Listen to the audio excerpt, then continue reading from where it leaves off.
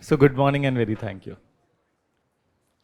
I got to know that it was the last days. Is it like that? Sure, thank you.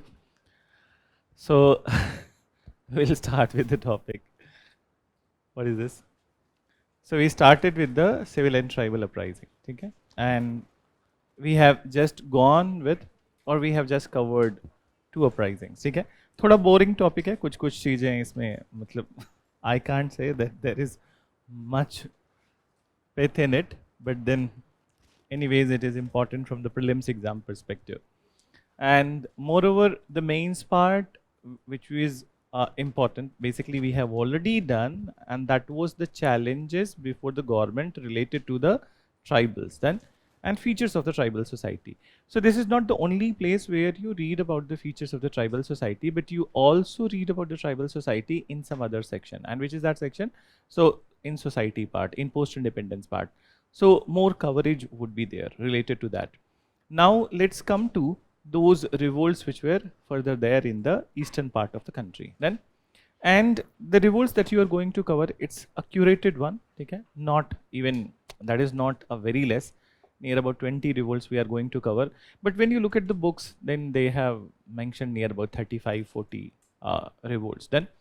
So there is no such, I would suggest that there is no such need of pestering yourself for going with the unnecessary and so many details.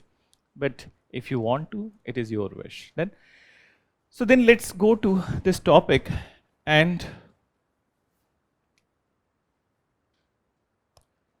third uprising you can mention, and this third uprising, let me write this particular part. And this is, so give me 1 minute.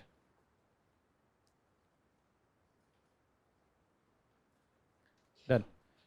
So the third one, you write Pagalpanthi. Here is interest. So Pagalpanthi, and so understand. So Pagalpanthi revolt, it was in the northern Bengal area, okay? So Maiman Singh district. These are basically the northern Bengal, the part of the Bangladesh. Then the part of the Bangladesh which is very closer to the chicken corridor of India, or basically it is called as chicken corridor. It's a British naming, but we call it a Siliguri corridor. Okay? So Siliguri corridor के नीचे वाला जो part है, that the one which connects West Bengal to Assam, so that area. So it was initiated in this area, Pagalpanthi, and moreover, Pagalpanthi, this particular, actually it was a semi-religious Muslim sect. Okay? So it was a semi-religious Muslim sect which was founded by Karam Shah, and then it was his son Dadu Mian who initiated the revolt part. So first of all, it was a reform movement in Islam, and or a semi-religious sect within Islam, which was created earlier, somewhere around 1815, 16. But then when it comes to the revolt, so what was the reason of the revolt? Revolt was basically the increased rate of the taxes, which was done by the zamindars and on the behest of the British authorities then. So when these land revenue rates were increased, so they decided that from this year onwards till 1835 they were not paying the taxes, and in fact they did not pay the taxes. So when they did not pay the taxes, many persuasions were there, and finally army was called in to suppress this particular rebellion. So mention, right? And only this much information, 4 se 5 line, that's what we'll be writing in this particular part. Then some places will go in further elaboration like Santhal and some other rebellions. So mention Pagalpanthi. It was a semi-religious sect. It was a semi-religious sect in Islam, semi-religious sect in Islam, founded by Karam Shah, in northern Bengal, founded by Karam Shah in northern Bengal. Done. Then mention further in northern Bengal. After it you write, initially It was a religious movement. Initially, it was a religious movement in Islam. Initially, it was a religious movement in Islam, but later, son of Karamsa,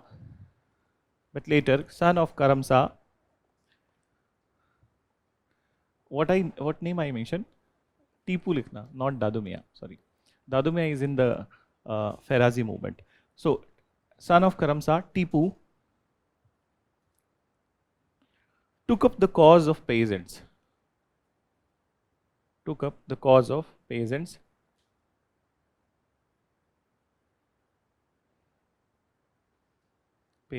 And then mention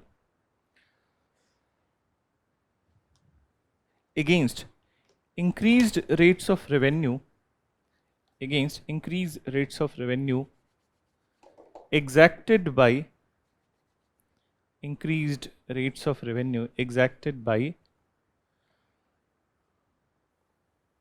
zamindars. Done. Then mention he asked his followers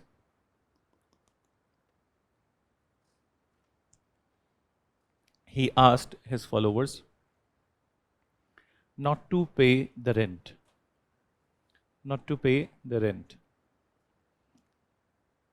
Done. Then mention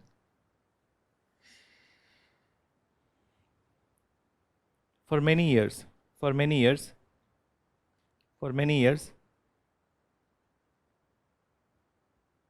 they did not pay the rent, but finally, it was suppressed by British authority.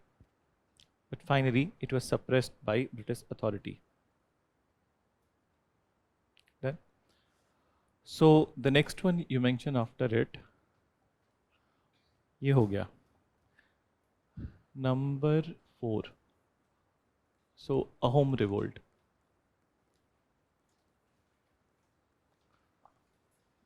(1828).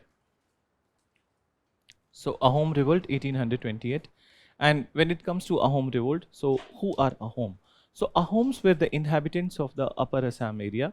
And in fact, when we talk about the history of the Ahoms, they had a very successful history of defending themselves against the rulers from the medieval period. So for example, that even at the Akbar time, there were attempts of fight with the Ahoms, but Akbar was not successful. Even Jahangir's army in this area was defeated, and so as the Aurangzeb was not successful at all against the Ahoms. So they had a very successful history of defending themselves. Now when it comes to this time, so this time also what happened, that British East India Company, they asked to the Ahom people that they want to use the Ahom territory during the First Burma War, which was between 1824 to 26.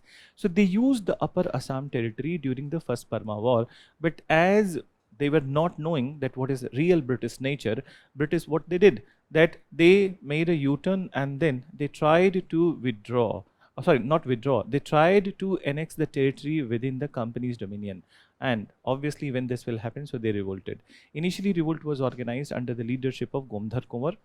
And moreover, when it was very effective, so British had to conciliate with them, and Upper Assam area was restored to their Raja Purandhar Singh Narendra. So mention, you write. Ahoms were the inhabitants of Upper Assam area.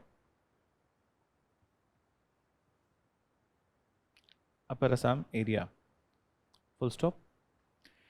During First Burma War, and you can write the duration or basically period of the First Burma War. During First Burma War, 1824 to 26,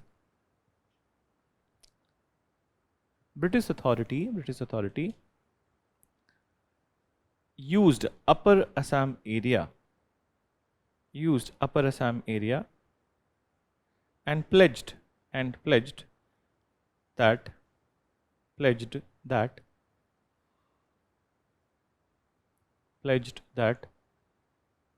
after the end of war,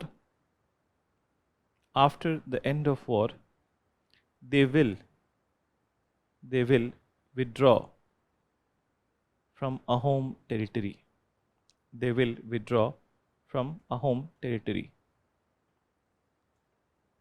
Full stop. After the end of war, they eroded the trust. They eroded the trust and tried to incorporate. They eroded the trust and tried to incorporate Upper Assam area into company's dominion. Upper Assam area into company's dominion. Then mention. It sparked rebellion. It sparked rebellion. Sparked, SPARKED. It sparked rebellion under the leadership of Gomdhar Kunwar. Under the leadership of Gomdhar Kunwar. The revolt was effective. This revolt was effective, which led to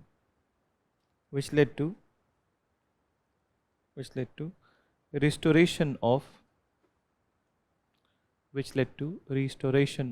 Upper Assam area, which led to restoration of Upper Assam area to their Raja Purandhar Singh Narendra. Purandhar Singh Narendra. Done. So this is the name. Then, so next revolt you write 5, I think 4 or 5. 5. So 5 you write Coal Mutiny. Coal Mutiny 1831. So when it comes to coal, who are the coal? They are tribals. Okay, which area? So basically in Chota Nagpur area, and in Chota Nagpur also I am writing specific places. So they were the tribals of Ranchi, Singhbhum, Hazaribagh and Palamu. Hazaribagh and Palamu.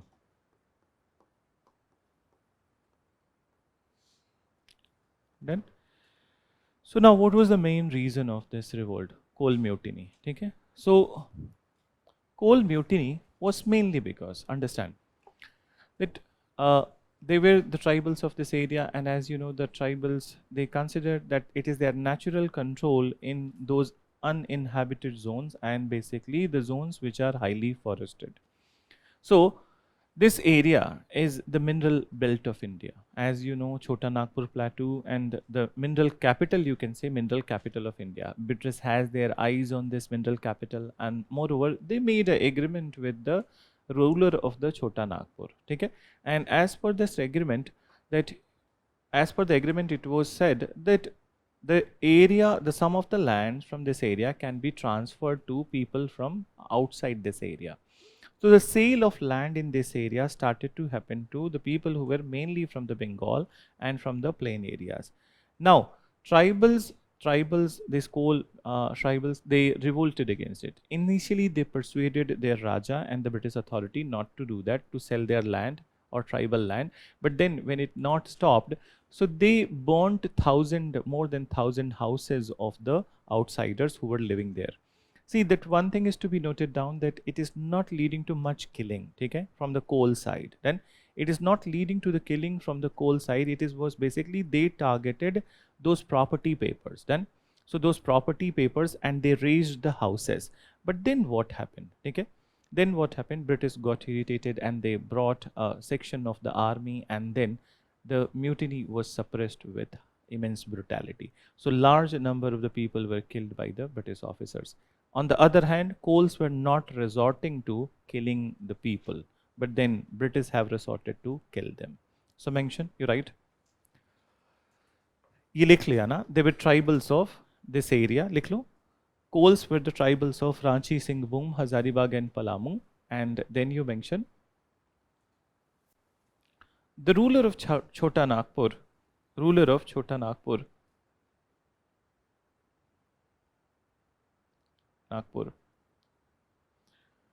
was forced by British authority,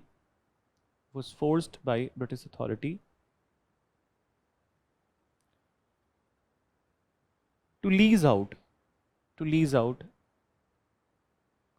the lands, the land in this belt,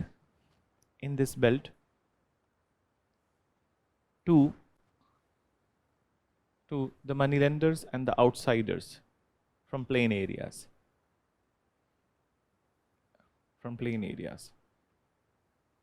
Then, full stop. With the intervention of government officials,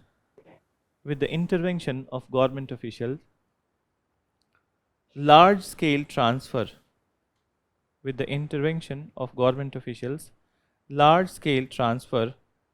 of coal land, started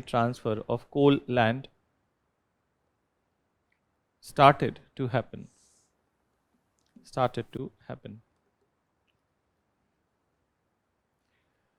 Initially, under the leadership of, so you write the name of their leader, Buddhu Bhagat. See, the name is like this, but he was not Buddhu. So under the leadership of Buddhu Bhagat, they persuaded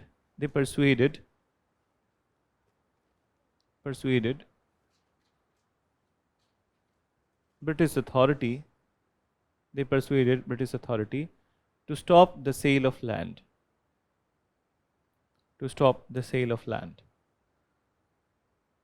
But when their voices were unheard,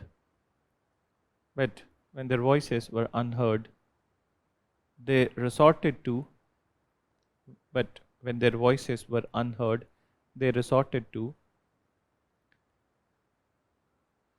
burning the property papers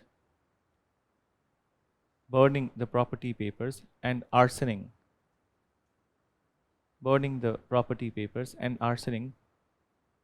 of the houses of outsiders.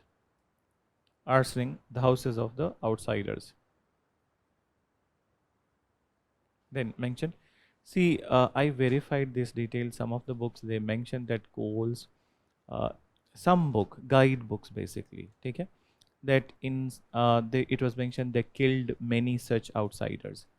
But then I found in the original books, and then I verified from 2-3 books, their intention was not at all to kill anybody, and they actually did not kill. Someone must have died in this process, but they did not intended to kill anyone or take the lives of the people. So you must make a note of it. Then that Coles did not intended to take the lives of others, but only to destroy the property papers.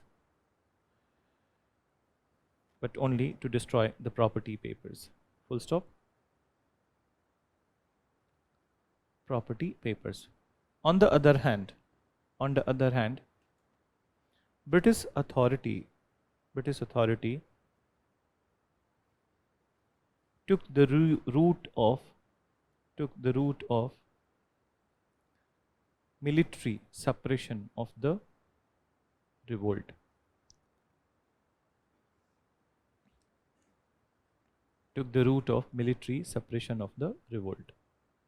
Then, got it? So this is what is about this coal mutiny, where I have kept. So next one, after this you write number 6, you mention Khasi uprising.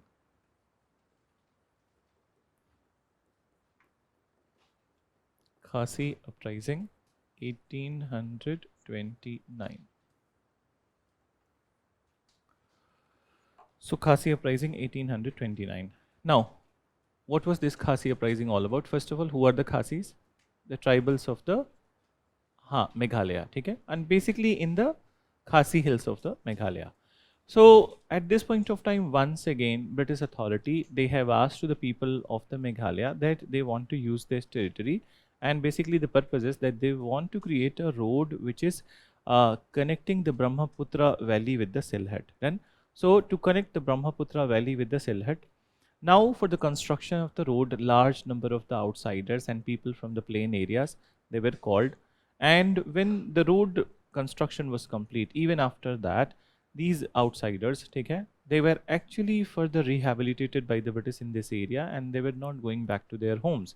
So initially, under the leadership of Tirath Singh, the revolt was organized to expel the outsiders, but then many other tribal groups of this area, they joined the revolt, which included Singhpos, Khamtis and Garos. So mention British East India Company. British East India Company wanted to create a road,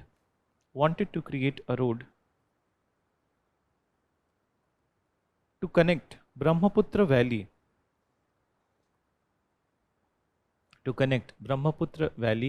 with Sylhet. To connect Brahmaputra Valley with Sylhet. Done? Then mention after it. They pledged Brahmaputra valley with Sylhet का spelling अगर तुम देख रहे हो तो let me right it, SYLHET, लिख लो. They pledged that large number of outsiders,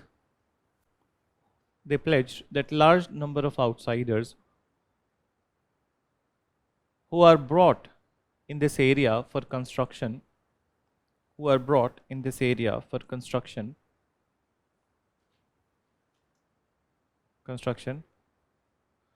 go back after the project is complete.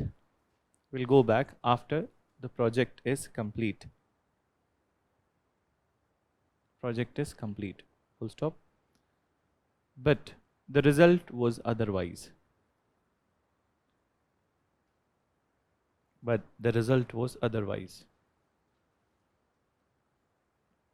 As such, Khasis under the leadership of Tirath Singh, initiated the revolt.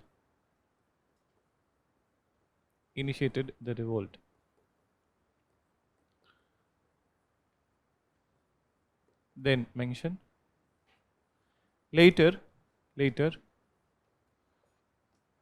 Khamtis, you can see spelling later, Khamtis, Singhpos and Garos.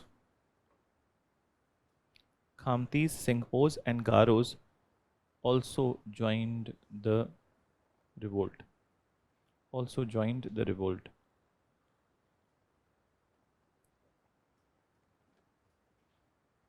Khamtis, Singhpos and Garos. Done?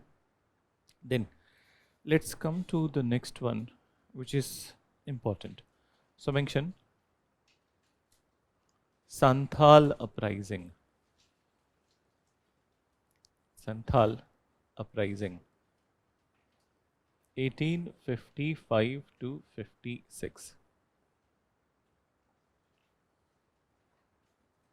So listen, when it comes to Santhal uprising, so this is the one which is the most important till this date. Then, and there are other alternative names of this uprising. It is also called as Santhal Hul in Santhali language. Now, when we talk about the Santhal population, so Santhals constitute one of the largest tribal population in India. Okay, and in fact, Santhali language is also the part of the 22 scheduled languages in the Indian Constitution. Okay, so understand the importance of this rebellion. Importance of this rebellion is all related to the status of the Santhals. Then, in the beginning, okay, when we talk about the Santhal tribe, so in the beginning they were distributed in many districts of the that not just the Odisha but also in Andhra. So the district of the Odisha, like the one, the area, the Odisha, lower part of the Odisha, then Cuttack, then they were in Andhra also, but they were in Bankura also, they were in Jharkhand also. So they were distributed at many places. Now, they were driven out of these all places in the beginning. Okay? Once they were driven out of these all places, so they cleared the forest of the foothills of the Raj Mahal. Okay? So Raj Mahal hills ke foothill ko they cleared and they created this area as their habitation. So it was heavily forested, nobody was inhabiting that area. And then between Rajmahal and Bhagalpur, they have created their settlement and they called this area as Damane Koh.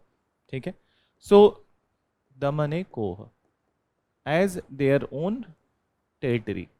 Now, once they have cleared the forest, they have settled in this area, they started living in this area, British authority brought it under Zamindari. Okay?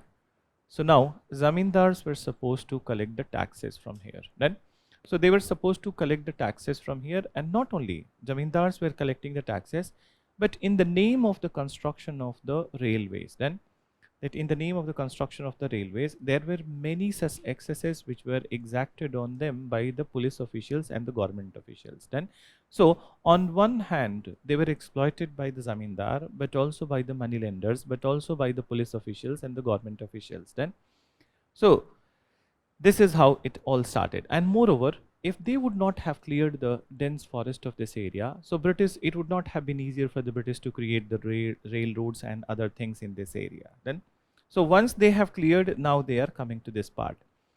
The revolt, when the exploitation has reached to a certain extent, so then what happened? Under the leadership of two brothers, and these two brothers, their names were Sidhu Marmu and Kanhu Marmu. Originally, they were four brothers. Then, some books have already mentioned, but two were the minors. Then, so they cannot be the leaders. Chand and Bhairav were the minors, and these were the leaders, Sidhu Marmu and Kanhu Marmu. So, they are the one who initiated or who actually sparked the rebellion, and they communicated to the Santhal population that Thakur has communicated to them to take up the arms against the Dikus. Then, so the word which is used over here is Dikus. And who is Dikus? Outsiders. Okay? So outsiders were called as Dikus. And what they are saying, Thakur has communicated to them to take up the arms against the Dikus, and it will result into Satyug. Then, so Satyug you must have heard. And Thakur, who is Thakur? God. Okay? So he is not referring that any other thing. Thakur बहुत common caste name bhi hai, but here it is to the God. So this is what they said, and then the rebellion started. But what was the British attitude by this point of time? Before the rebellion could be finally suppressed, one by one British targeted the big British military force, army was called in this area, and then one by one each of the village of the Santhals, they were targeted, they were razed, they were arsoned, and then killing happened. Okay? So it is said that before the final suppression of the revolt, British have already killed 20,000 Santhals. Then 20,000 Santhals. Now there are many subplots in this one. Okay? First of all, there is a one plot which I need to tell you. Such was the anger of the Santhal people against the British authority, which can be seen from one of the incident which is mentioned in the big book of the Bipin Chandra. Then, so I'll tell you that incident, that their anger was very high. In one of the village, what happened? That British have exterminated, they have cleared the entire population of that village. They went closer to one small hut, and there was one old man. He seemed to be more than 70 years old. Then, and then he was little inclining forward. He was holding a stick, and then he was shivering. So then they mocked at him. That they mocked him. Okay? And they asked that they just started laughing at him. That leave him. He is already in the court of the god. Then anytime he can go to the that upper side. Then, so why to kill the person who is already killed? Then, so then he said that ask the people who are there inside your house to give up their arms, and your life would be spared. Then, so the old man, he ran inside his house quickly. He brought an axe, and then he cut the head of 10 Britishers. So such was their anger, that meaning that they were so oppressed with the British authority. And there is another subplot which we need to talk about. After this rebellion has happened, it has been suppressed. Uske baad then 1857 revolt bhi ho gaya. And finally, what has happened? In 1860s, there was one novel, and that novel was written by Charles Dickens. Have you heard about Charles Dickens? He was a very famous British novelist. Then, so Charles Dickens, he commented about the Santhal rebellion. That how come that a novelist is going to comment about it? But then I'll tell you the name of the novel also. But first, listen to the story. And he is actually comparing the situation with the Russians. Then, so he said he wrote in that particular that novel that on one hand we look at the Russians then who claim themselves to be the highly civilized, but it doesn't seem that there is any ethics and morality once they come to the fight. They can resort to anything, okay? They resort to the war crimes and they do the violence which is unimaginable then, and without any basis. So on one hand he was highly critical to the Russians, and then he says on the other hand there is a so-called primitive tribe in India, Santhals, then, and there seems to be some sort of ethics, morality in this particular society. While these Santhals of India, then, they were the masters of using the poisoned arrows. It is said and it is seen that no one can use poisoned arrows better than them. In fact, their one shot is enough for the killing of a person. But then, when it came to their arch rivals, the British authority, and when British authority were all on their foot to exterminate them from their own area, they made a pact among themselves that they will not use a single poisoned arrow against any human life. So this was commendable, that they could have gone in that direction, but they did not. This thing, and this is what he wrote in his novel Household Words. Then, so Household Words. So basically, Santhal rebellion was very well recognized, though British have resorted to immense brutality. 20,000 kam nahi hota hai, and this is the official estimate. What would have been the real estimate? That more than 25-30 maybe. Itne log to kill kiye hi honge.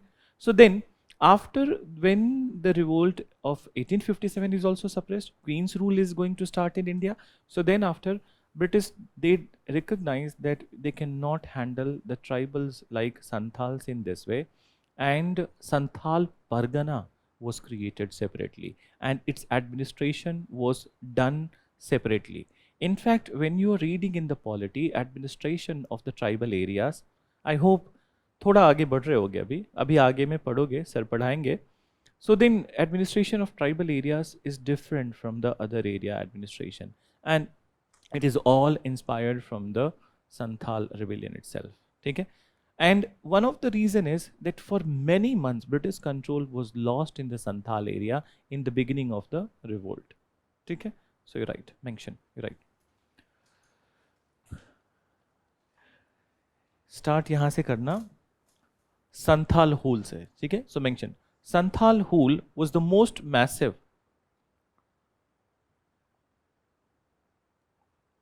Santhal Hul was the most massive of all the tribal rebellions. Was the most massive of all the tribal rebellions.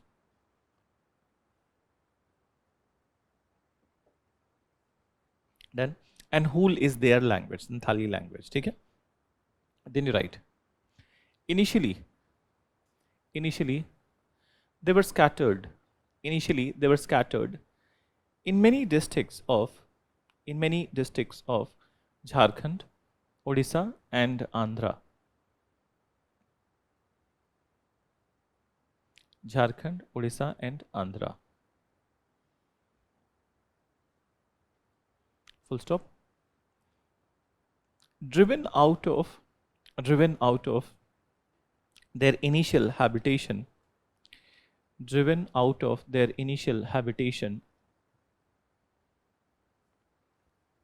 they cleared the foothills of Rajmahal. they cleared the foothills of Rajmahal.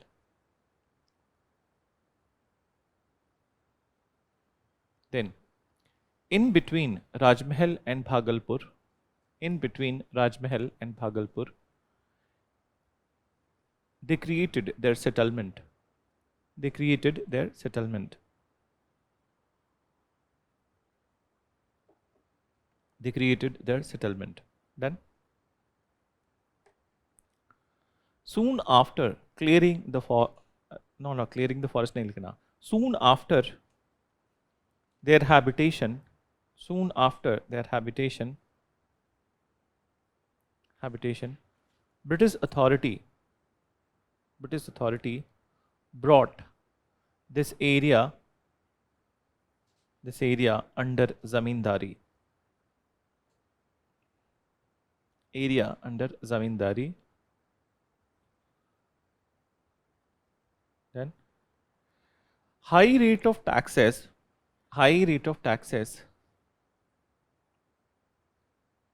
also led to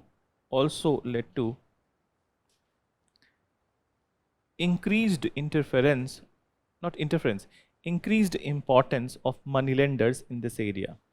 Increased importance of moneylenders in this area. Moneylenders in this area. Full stop. Then you write after it. Moreover, in the name of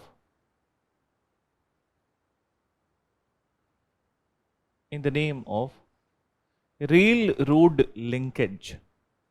Moreover, in the name of railroad linkage,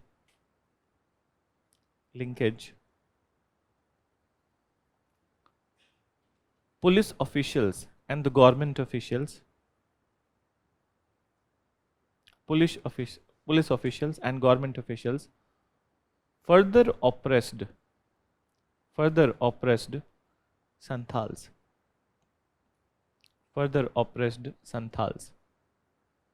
Then, in this situation, two brothers, and their names you write.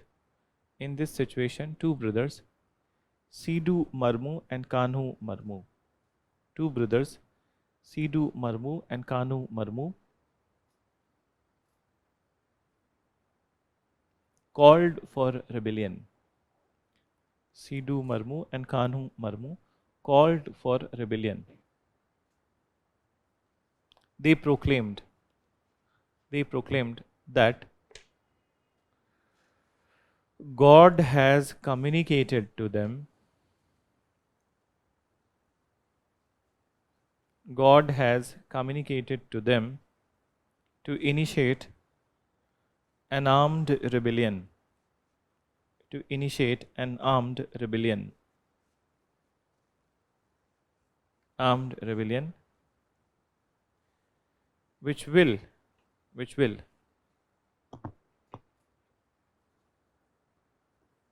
you write this spelling which I am writing, which will usher in Satyug.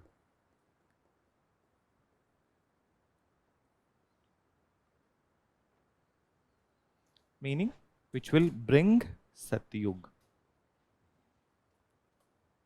Okay? Then, the revolt was very effective in the beginning.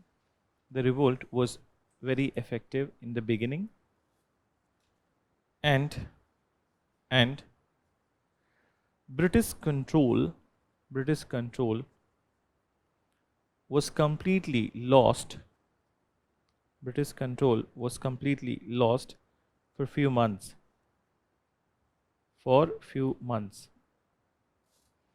British control was completely lost for few months. Then mention. But later, the revolt was suppressed with immense brutality. Revolt was suppressed with immense brutality. As per the government estimate, as per government estimate, approximately 20,000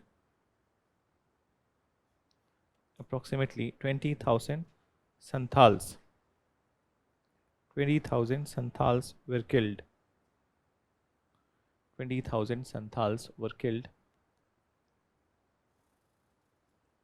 before the suppression, before the final suppression, before the final suppression. Then one more thing, right? After 1860s, British recognized the importance the importance the importance of non-interference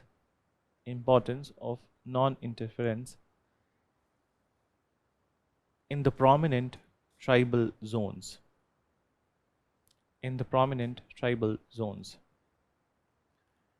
which led to the creation of a separate Santhal Pargana which led to the creation of a separate Santhal Pargana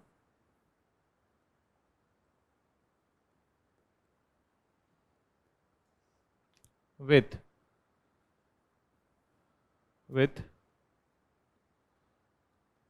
a different type of administration.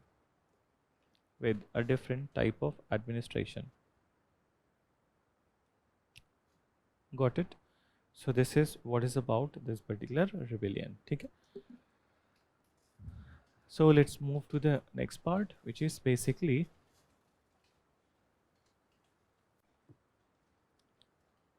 so 1 minute number बताओ 8 I think 8 so 8 you mention Ahom लिख लिया है ना so write Paika rebellion 1817. So Paika rebellion. Now understand, when it comes to Paika rebellion, so who were the Paikas first of all? So they were landed militia of Kingdom of Khurda. Khurda was in Odisha. Okay? So they were, what word I'm using, landed militia. What does it mean? Basically, they were providing, just like in the Mughal period, what we have mentioned, that Jagirdars provided military support to the king and they were given temporary land grants. Similarly, over here, Paikas were landed militia, meaning that they are providing the military support to the king of the Khurda, and in return of it, they have got the rent-free state. So, what is this rent-free state? Meaning that they don't need to pay any taxes on it. Okay? So the land they have been given, they don't need to pay any taxes on it. This was all fine. Then remember permanent settlement. And permanent settlement initially introduced in Bengal, Bihar, but then to Odisha also, and then to northern districts of the Madras and area of the Varanasi also.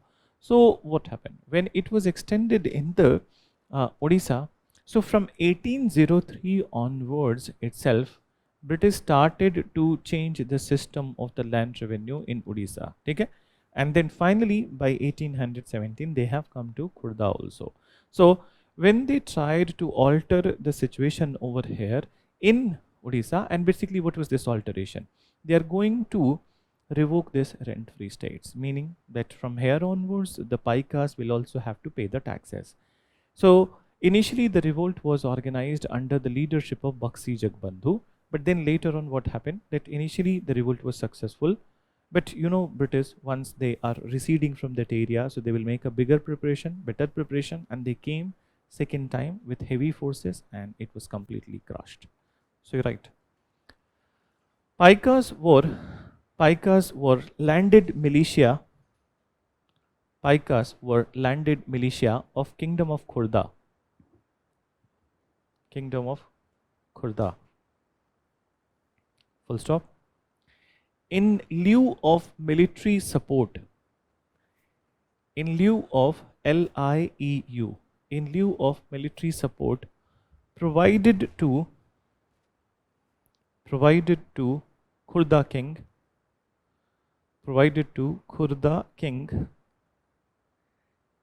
they received rent-free states. They received rent-free states. Then mention rent-free estates. It's written on board, you can see. Then mention after the introduction of permanent settlement in Odisha. After the introduction of permanent settlement in Odisha, British started to tinker with T-I-N-K-E-R, tinker with the land revenue system of Odisha. Land revenue system of Odisha. In 1817, 1817, they revoked rent-free states of Paikas. Rent-free states of Paikas, and they were supposed to pay the taxes. They were supposed to pay the taxes. Full stop. It sparked rebellion under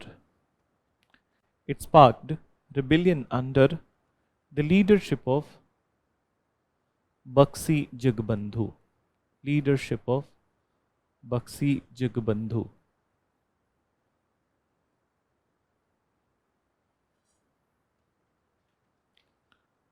Looking at the strength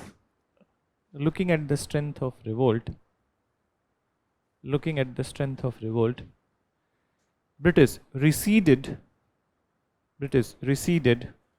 from Khurda in the beginning. But later, with better preparation, they completely suppressed the uprising. But later, with better preparation, they completely suppressed the uprising. Done? Then, next one you write. So, just one. Number 9, you write Khond uprising.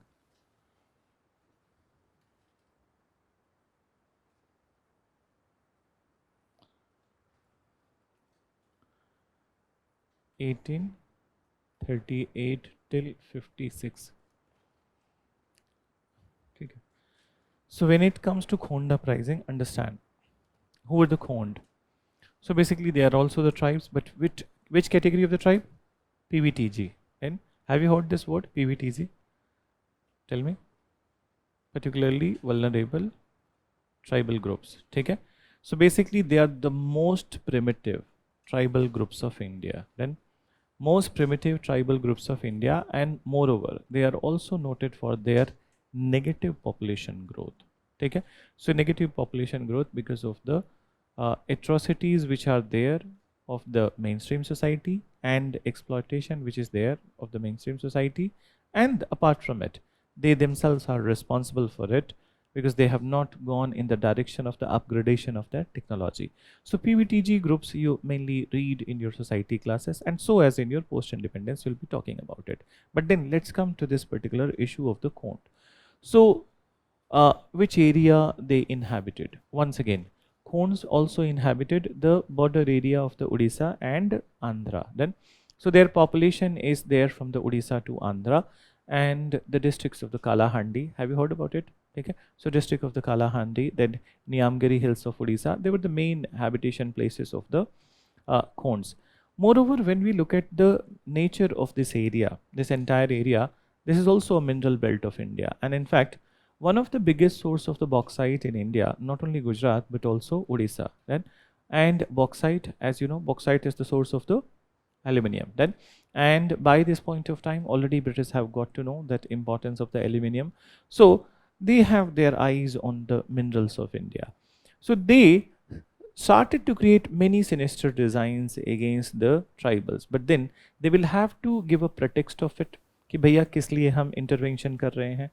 So now their pretext was basically social reform. Then, and here in this society there is a practice which is called as Maraya.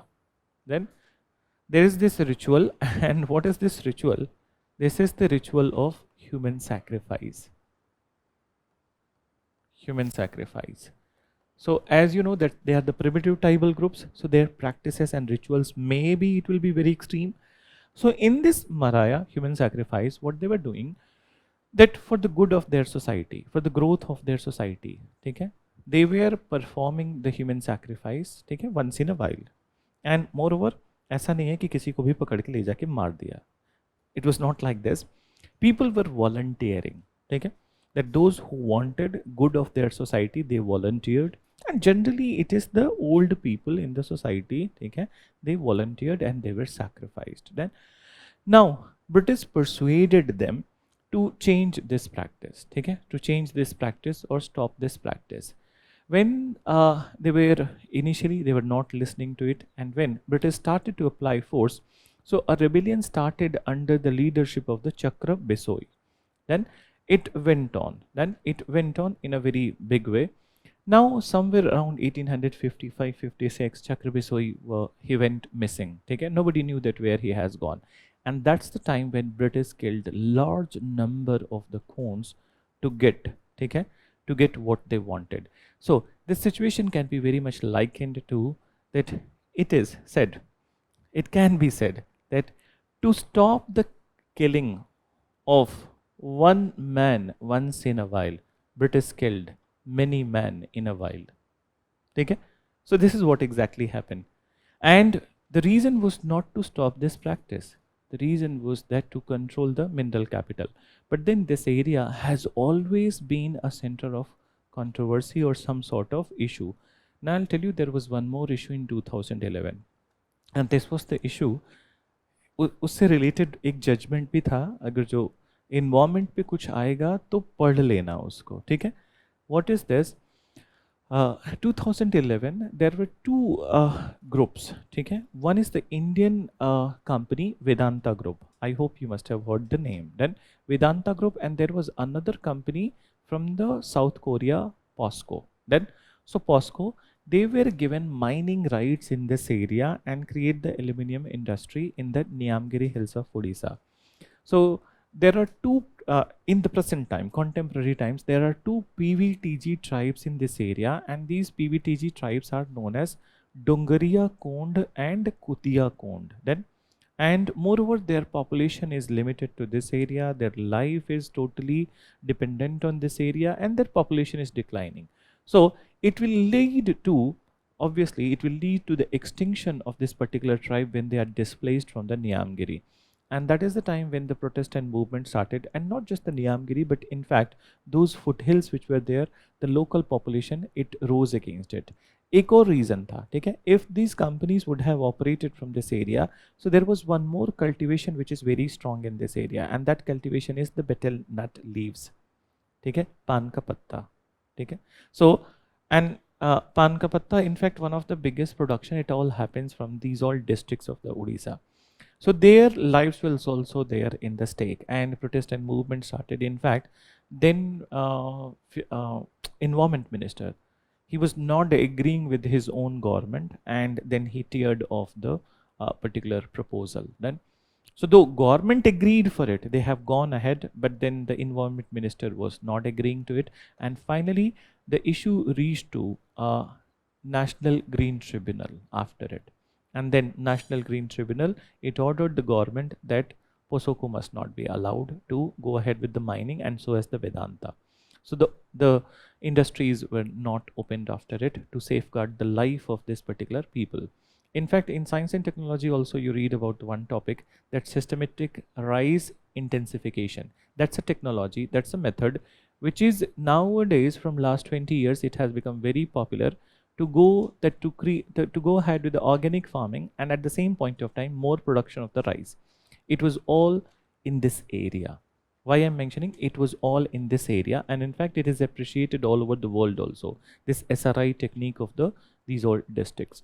So finally decision was in the favor of the people, and then the things did not went beyond that particular point. So mention, you're right. Khonds were primitive tribals. Khonds were the primitive tribals of Odisha Andhra border districts. Odisha Andhra border districts.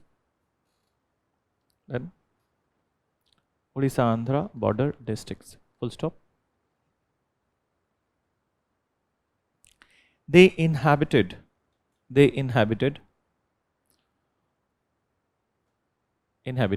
one of the important mineral belt of India. Mineral belt of India.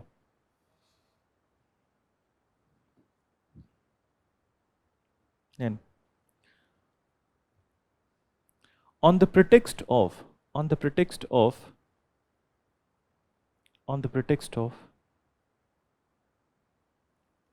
stopping the inhumane practice of Maraya, and in brackets you can write human sacrifice. Inhumane practice of Maraya, human sacrifice, by Khond society on the pretext of stopping Maraya, inhuman practice, okay, by Khond society, comma, British intended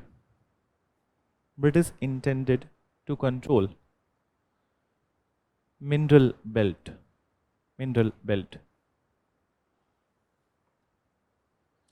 Then you write, initially they persuaded,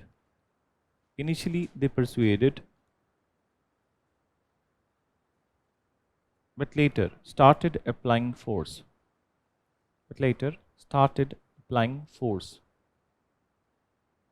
In this situation, under the leadership of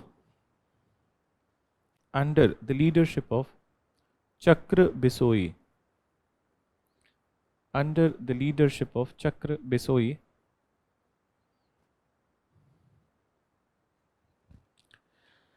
Khonds initiated the revolt.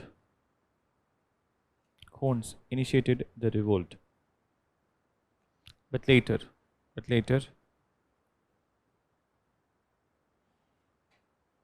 British suppressed the revolt.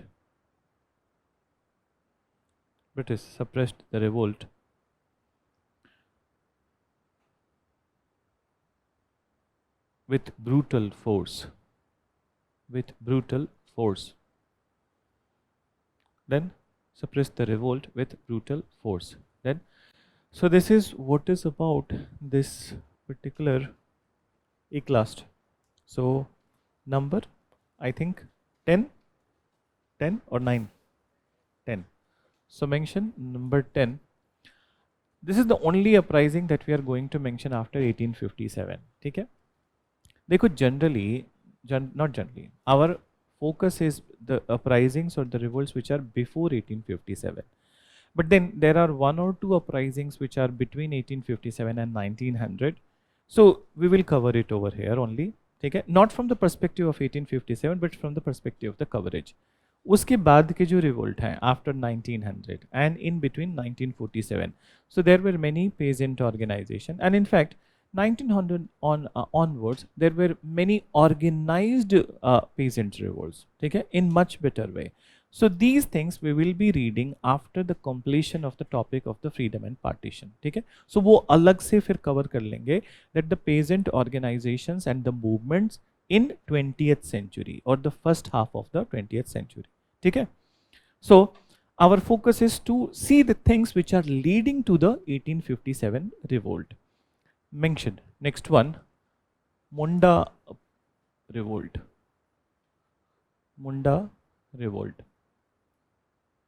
1899 to 1900. 1899 to 1900. So initially, now listen. So this is also starting from the area of the Jharkhand, okay, in and around Ranchi, okay, and the districts which are around Ranchi. So just like Hazaribagh, Palamu, okay, and Buxar. So these all areas. Now, what was this Munda revolt was initiated by a person whose name was Birsa Munda. Then, moreover, he has a status of the god in the Munda society, and just like the Santals, Mundas also constitute a very big tribal population of India. Then, what is the problem over here? So, this Munda revolt is also referred as, and this is the name which was asked in the prelims paper. So, the Great Tumult of Munda. So, this is also called as the Great Tumult of Munda, and in their language, okay, in their language, they call it Ulgulan of Munda. So, what is their language? Mundari. Ulgulan of Munda. So, likh lo, dono likh lo. It is also known as Great Tumult of Munda and Ulgulan of Munda.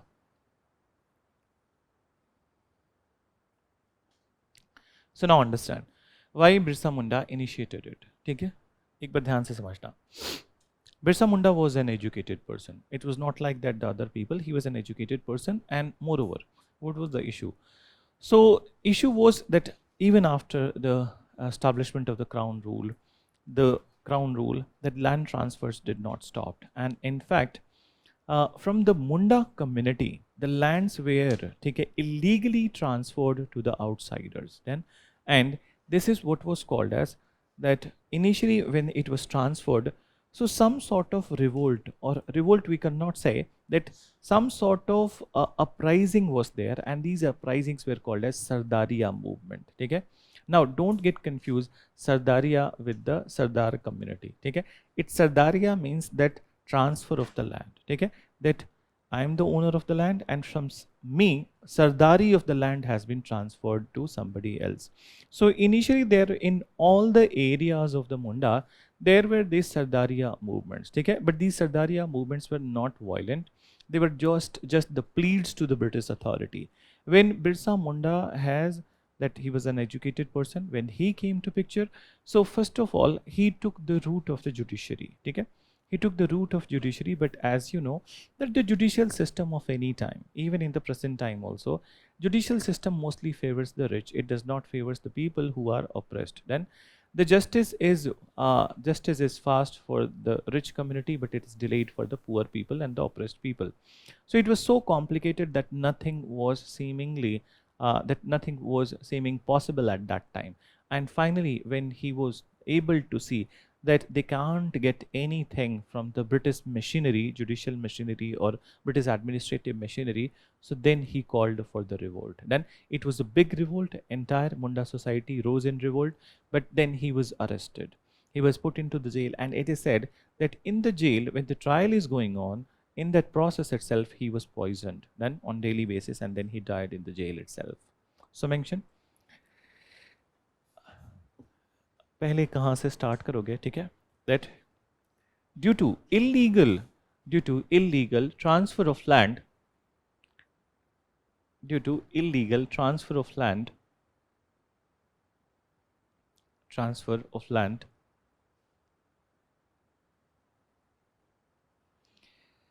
after 1860s many movements were organized in and around Ranchi.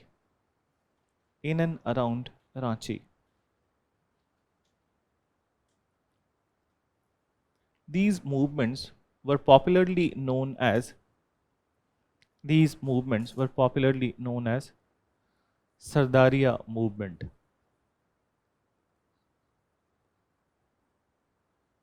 Sardaria movement. Then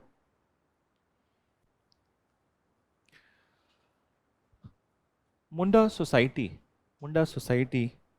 protested against Munda society protested against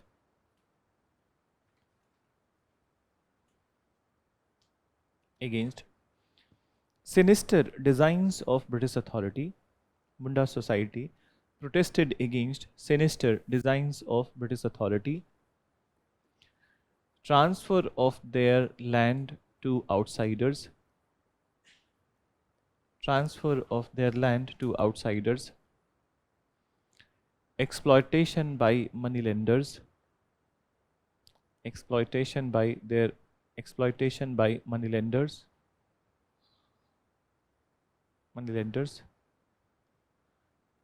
and complex judicial machinery, complex judicial machinery in which justice was seemingly impossible, in which justice was seemingly impossible, in which justice was seemingly impossible. Full stop. In this situation, Birsa Munda, in this situation, Birsa Munda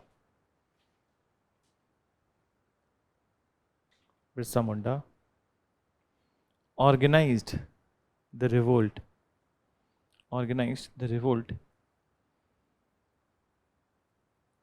which was massive,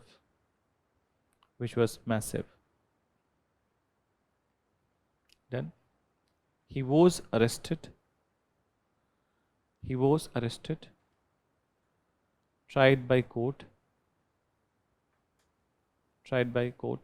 but unfortunately, during the course of trial, his death happened. But unfortunately, during the course of trial, his death happened. Then, so one last you write from the Bengal side. Number 11, sorry. Ferazi revolt.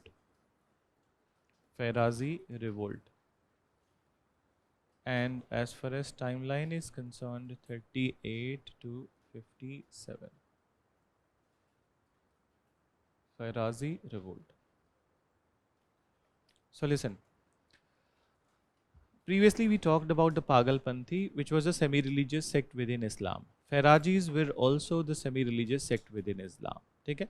So Farazis are also semi-religious sect which was created by basically Haji Sariyatullah. Then it was related to the revivalist reforms in the Islam. But then what happened after, when once again the peasants of this area, tenants of this area, they are exploited by zamindars, and zamindars are operating on the behest of the British authority. So this time also, similar to Pagalpanthi, son of Haji Sariyatullah, Dadu Mian, sorry, I was changing the name. So Dadu Mian, he organized the revolt. Okay? What he asked? So he said to the his followers, that all the land belongs to the God. All the land belongs to the God. No one has the right to levy taxes on it. And he asked his followers not to pay the revenue, which continued for a longer period of time. But then this revolt was suppressed along with the 1857. And Farazis actually participated in the 1857 revolt also. So mention, you write. It was a Muslim sect founded by Haji Sariyatullah. Muslim sect founded by Haji Sariyatullah.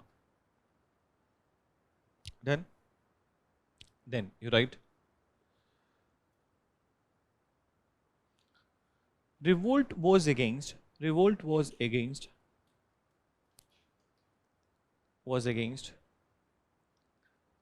the British agent zamindars and outsiders and outsiders. ठीक है? It was organized by son of it was organized by son of Haji Shariatullah Dadu Mian. It was organized by son of Haji Shariatullah Dadu Mian. Full stop. Then mention after it. He promoted an egalitarian ideology. He promoted an egalitarian ideology whereby he maintained so right in quote unquote is a statement which we discussed, right? All land belongs to the God. All land belongs to the God, and all men are created equal. All land belongs to the God. All men are created equal. Nobody has the right to levy taxes on it. Nobody has the right to levy taxes on it.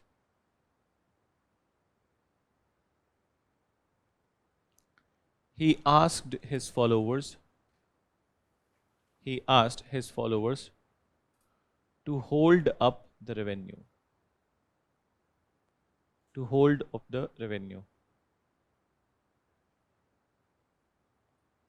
Then later, this revolt was suppressed during the course of 1857 revolt.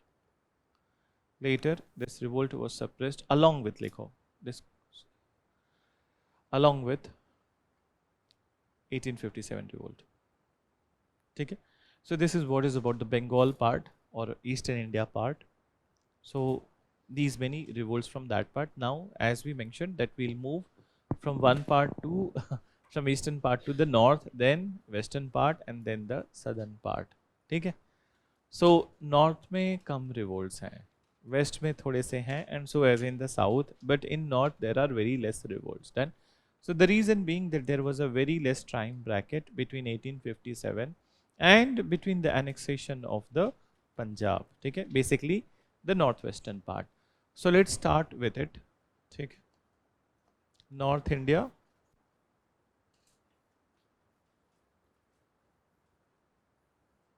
And इसमें number 1 is Wahhabi movement.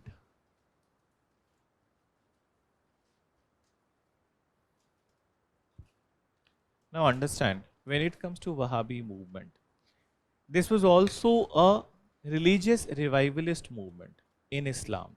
It was not in the beginning, it was not a revolt against the British authority. It was actually religious revivalist movement. Then, now who started it? So initial teachings of the Wahhabi movement were based on the teachings of Shah Waliullah of Delhi. Okay? But then another very prominent personality in this particular Wahhabi movement was Sayyid Ahmad of Rai Bareli. What was the main agenda of this Wahhabi? That they wanted to promote the teachings of the Abdul Wahhab of Saudi Arabia, which is basically related to the getting back to or returning back to the pure version of the Islam, okay, or reviving the old or traditional practices of the Islam. They were also critical to, in Punjab, they were also critical to the rule of the Maharaja Ranjit Singh, who was there at this point of time, and moreover the entire Sikh rulership of the Punjab. But then what happened when in 1849, when the Punjab was annexed by the British authority, so Wahhabis who were involved in a religious movement, they turned against the British authority and they started attacking on the different establishment of the British authority. And finally, when the revolt of the 1857 started, Wahhabis participated in a very large number in the revolt. So their separation is also going to happen with the 1857 revolt. So mention little bit. You write, Wahhabi movement was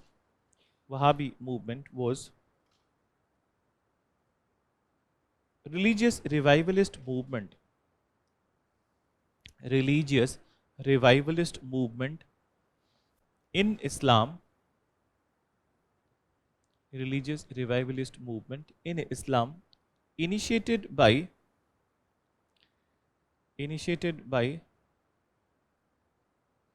Shah Wali Ullah. चलो I'll write.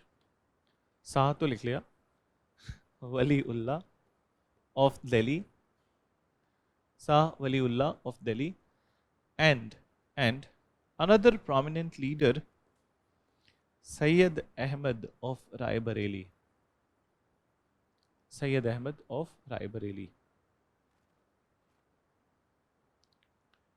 Mention. It was based on the teachings of Abdul Wahhab. It was based on the teachings of Abdul Wahhab of Saudi Arabia.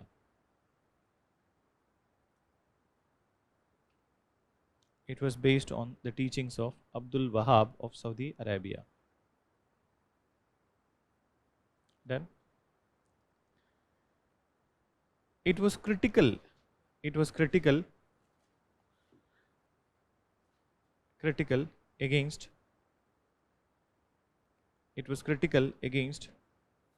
the Sikh rule of Punjab, and Western influence on Islam.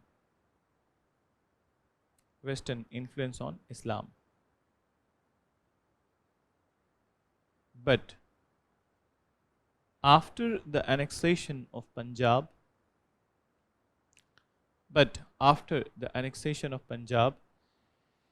in 1849, Wahhabis turned against British authority.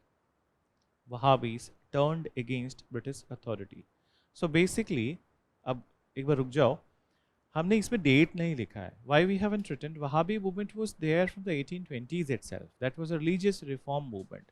But then we are talking about the revolt over here. So revolt is in 1849, that you have already written. Okay?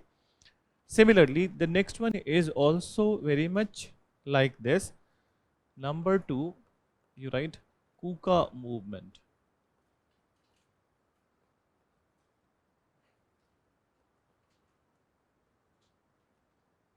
So understand, when it comes to Kuka movement, it was also a reform movement, but not in Islam, but in Sikhism. Okay? So it was a reform movement in Sikhism. Then, moreover, this movement was initiated in 1840 by Bhagat Jawahar Mal.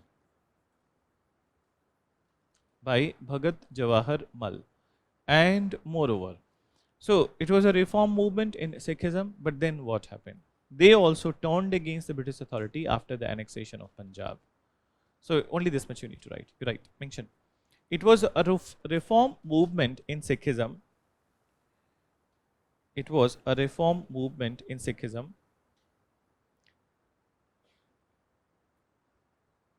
Initiated by Bhagat Jawahar Mal. In 1840.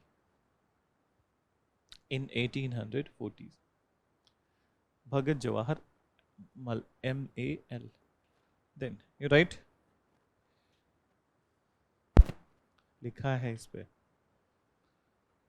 1840s. Then आगे लिखो after it.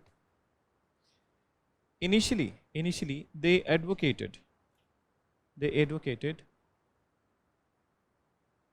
reforms in Sikhism,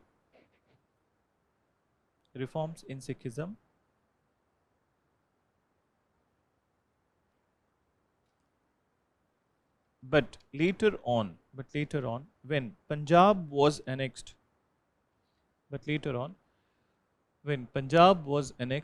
by British authority,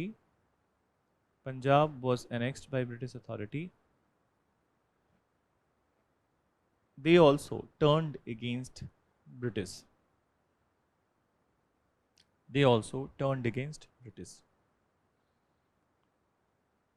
Then, so this is what is about the northern part. Let's go to the west. So western part of India, and in western part, start number one with Bhil uprising.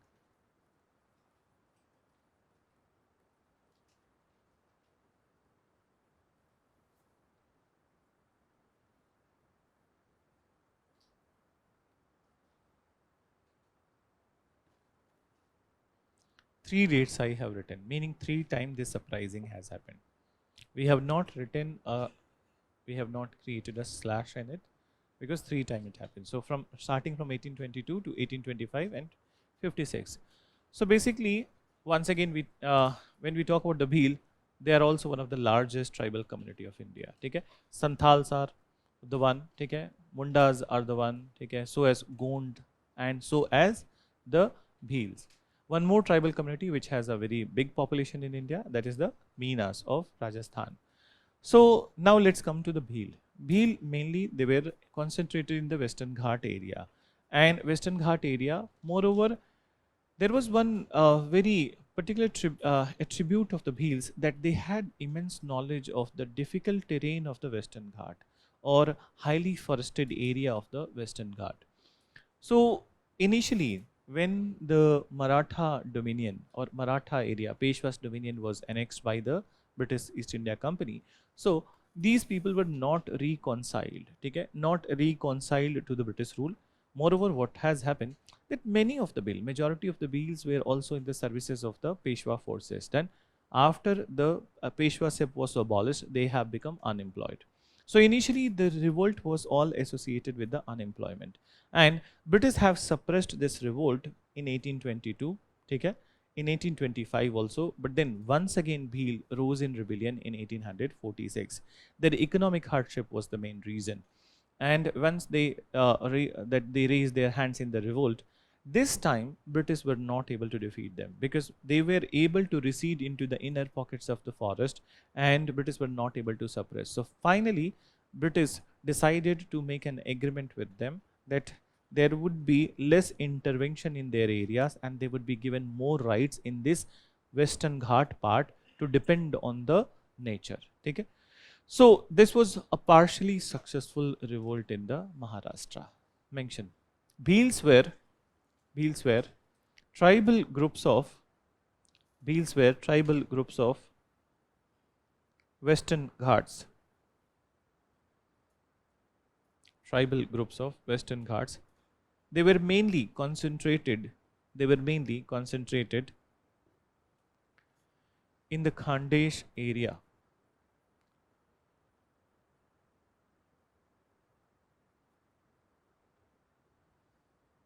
Khandesh area. Then you write. They were not reconciled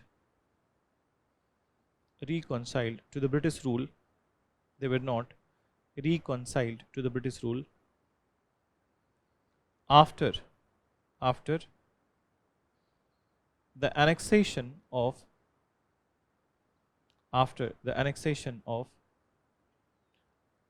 Peshwa's dominion. After the annexation of Peshwa's dominion. Then mention after annexation of Peshwa's dominion. Full stop. They also faced agrarian crisis.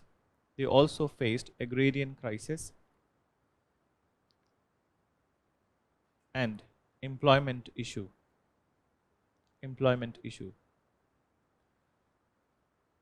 The initial revolt was organized by Sevaram. The initial revolt was organized by Sevaram, but it was not highly effective.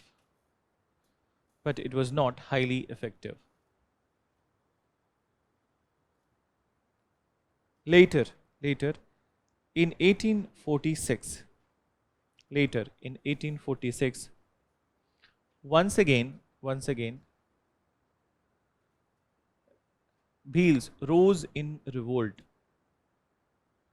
Bhils rose in revolt, which led to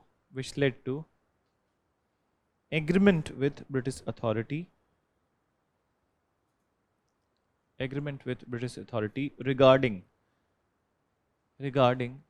recognition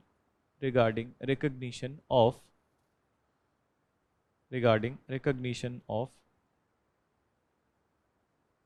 their rights in Khandesh area.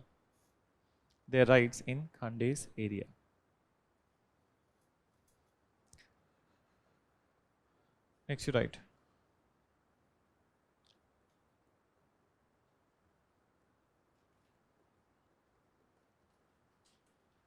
Koli uprising. Okay, so Koli. Now, what we have written earlier, coal mutiny. Okay, coal were the tribals of the which area? Ranchi, Hazaribagh, Singhbhum, and Palamu. And Kolis are the fisherman community of the Maharashtra or Western Ghats, you can say. Okay.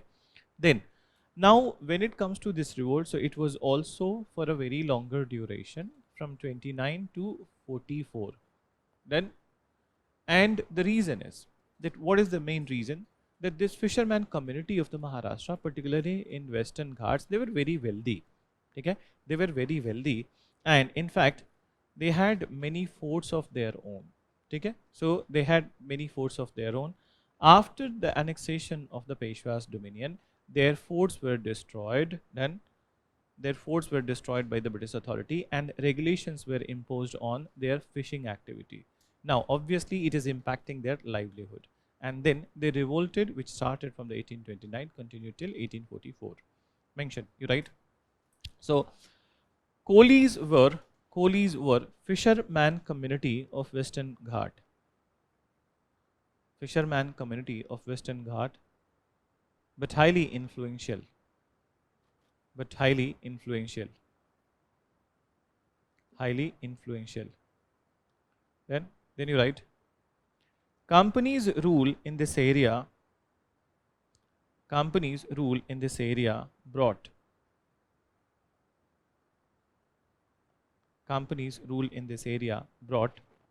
huge unemployment and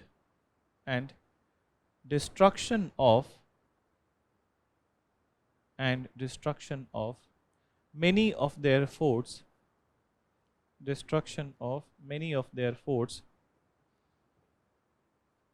in the coastal areas.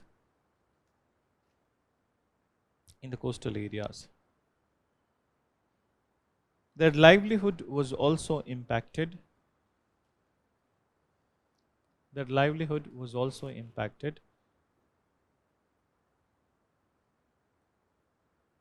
By British regulations.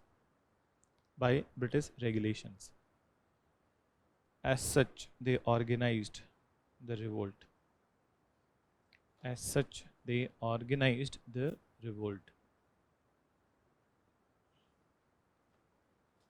Done? So then, now the last one you write. कितना लिखा है महाराष्ट्र में? Not last one. 2 लिखा है ना? तो 2 और. So number 3 you mention Ramosi uprising. 1825 to 39. So listen, that when it comes to Ramosi, so who are the Ramosi? एक बार ध्यान से समझना. In Maratha episode, we talked about something that Peshwa's dominion was annexed into the company's part. But then, later on, what has happened? When was the Peshwa's dominion annexed? 1819. After that, later on, looking at the sentiments of the people of this area, a small kingdom was created that was Satara. Okay? And Satara, to fulfill the monarchical aspirations of that area. Now what has happened, that this Ramosis were basically, okay, they were the hill tribesmen of the Satara area, which is also in the Western Ghat. Then, and moreover, they were living in the upper reaches of the hill. So there are special type of the forest produces in these areas then and they were dependent on it. In fact, one of the very important plantation or not plantation tree in this area is the and palm trees and the toddy trees. In fact, from the palm tree, as you know, that toddy is extracted. You have heard about toddy? It's a kind of a fermented drink which has little bit of alcohol then. So they were mainly using these all products to sustain and to further support their livelihood. In fact, they had the support of the king of Satara also. So initially British imposed many restriction on the usage of the forest produce in this area. So initially this revolt started in 1825 and finally when British removed their Raja, okay, Pratap Singh of Satara in 1839, so then also they revolted. So mention Ramoses were the hill tribesmen of Western Ghats,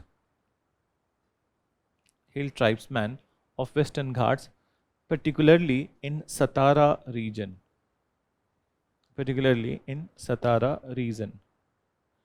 Then mention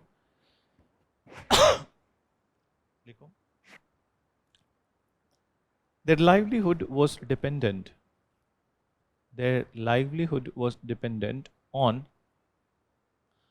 the forest produce of upper hill tracts of Western Ghat. Upper hill tracts of Western Ghats.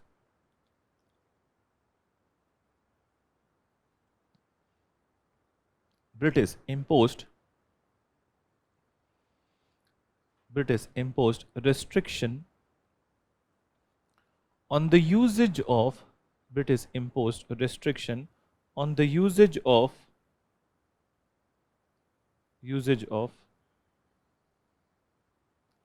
forest produce.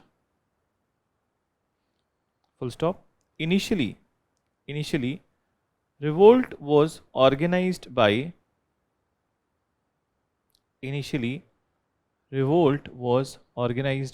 Chittur Singh, but it was not effective.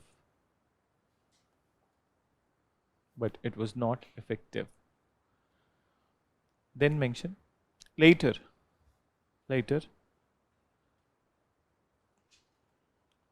in 1839, Ramoses revolted once again. After the deposition of their Raja, Pratap Singh of Satara.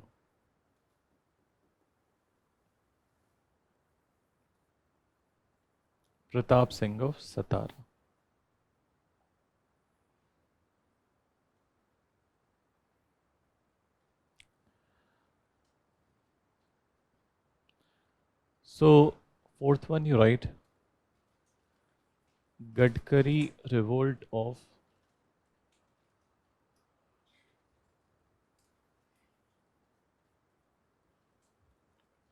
Kolhapur and Savantwadi.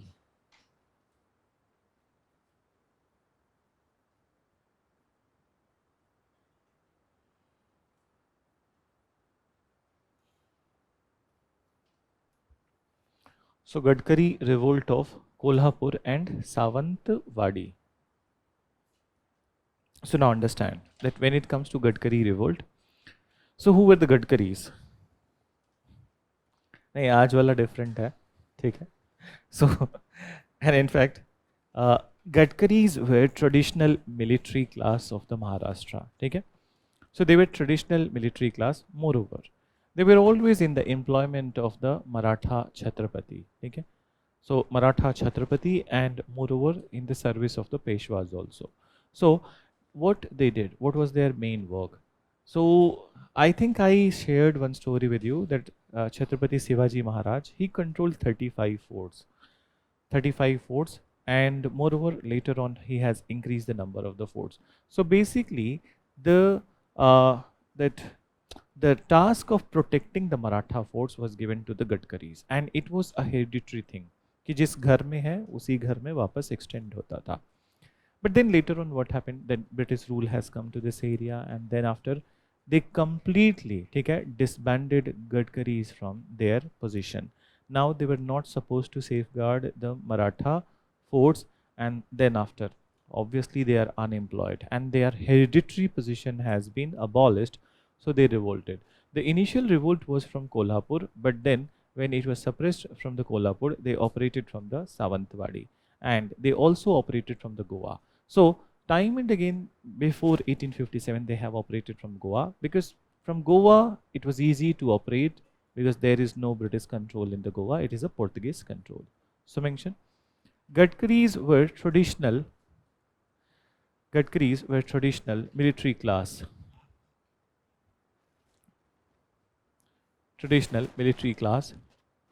who safeguarded Maratha forts, then Maratha forts. Then you write after it, who safeguarded Maratha forts.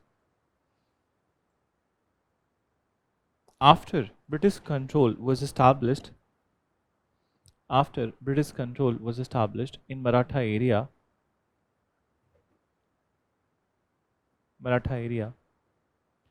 Gadkaris were disbanded from the services.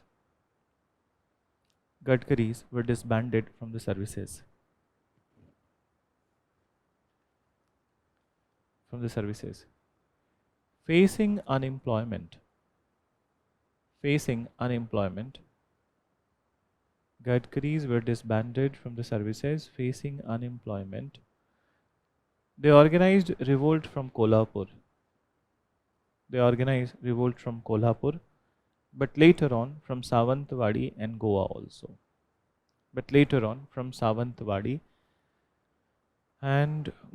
also. ठीक है? So this is what is about this revolt. Should I continue with the remaining ones of the South India? I'm asking you. If you want break at this time, I'll give you. Break चाहिए? हाँ वैसे भी बहुत लिख लिया, हाथ दर्द हो रहा होगा. ठीक है, break ले लो. After the break, we'll continue with the South part. South में भी कमी है, and then we'll go into the 1857 revolt. So the last 2-3 are remaining, and these are from southern part of India.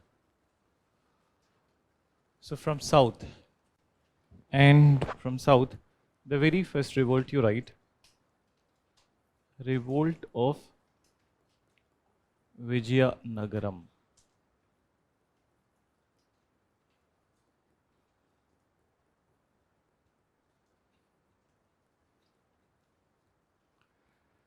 (1793). So the background of this revolt goes back to 1758. Please listen. 1758, what was happening at that point of time? Carnatic wars were there, and this area of Vijayanagaram, it is coming under Nadan Sarkar area. So this was there was a small principality of Vijayanagaram in the Nadan Sarkar area. As you remember that Nadan Sarkar was under the influence of the French. It was granted to them by the then Nawab Nizam of the Hyderabad. Now since it was under their influence, so British made an alliance with the local Raja of Vijayanagaram to drive out French from the Nadan Sarkar. Now what happened, that this was the agreement, and then the Raja's death happened. Okay? His name was Gajapati Raju. Then his death happened, and British, then after the end of the war of Carnatic, and Northern Sarkar has come under the influence of the British. In 1793, another Raja is there. Okay? So another Raja is there, Vijayapati Raju. And Vijayapati Raju, he was forced by the British authority that for the recognition of your rule in this area, you will have to pay 3 lakh rupees. Raja refused, and when he refused, so British invited him to battle. As such, a battle happened in the Padmanabham, okay? So which is popularly known as Battle of Padmanabham in 1794. and Raja was killed after it. But then, after the killing of the Raja, his son had no other option rather than going ahead with the agreement with the British, and he paid 5 lakh rupees this time for the recognition of his rule. So earlier it could have been solved in the 3 lakh rupees, but British have made upward revision of the 2 lakh. So mention Vijayanagaram. Vijayanagaram was a small kingdom. Was a small kingdom. Small kingdom in the area of Nadan Sarkar. In the area of Nadan Sarkar. Initially, Nadan Sarkar was under French influence. Was under French influence, but later,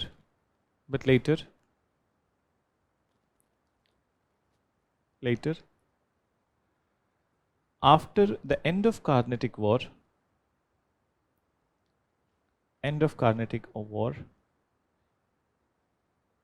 it came under British influence.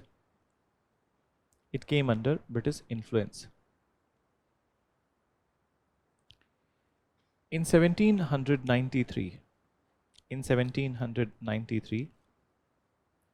British demanded 3 lakh rupees from the king Vijayapati Raju. From the king Vijayapati Raju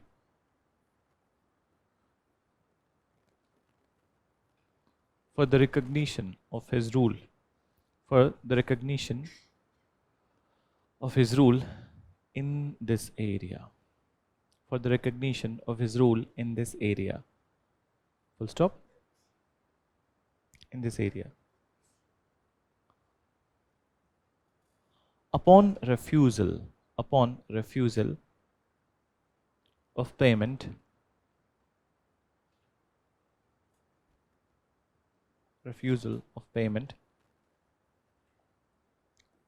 Battle of Padmanabham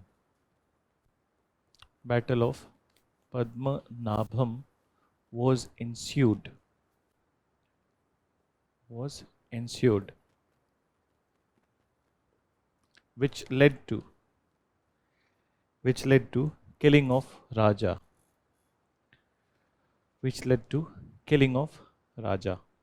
Full stop. Finally, his son conciliated with British by paying 5 lakh rupees. Conciliated with British by paying 5 lakh rupees.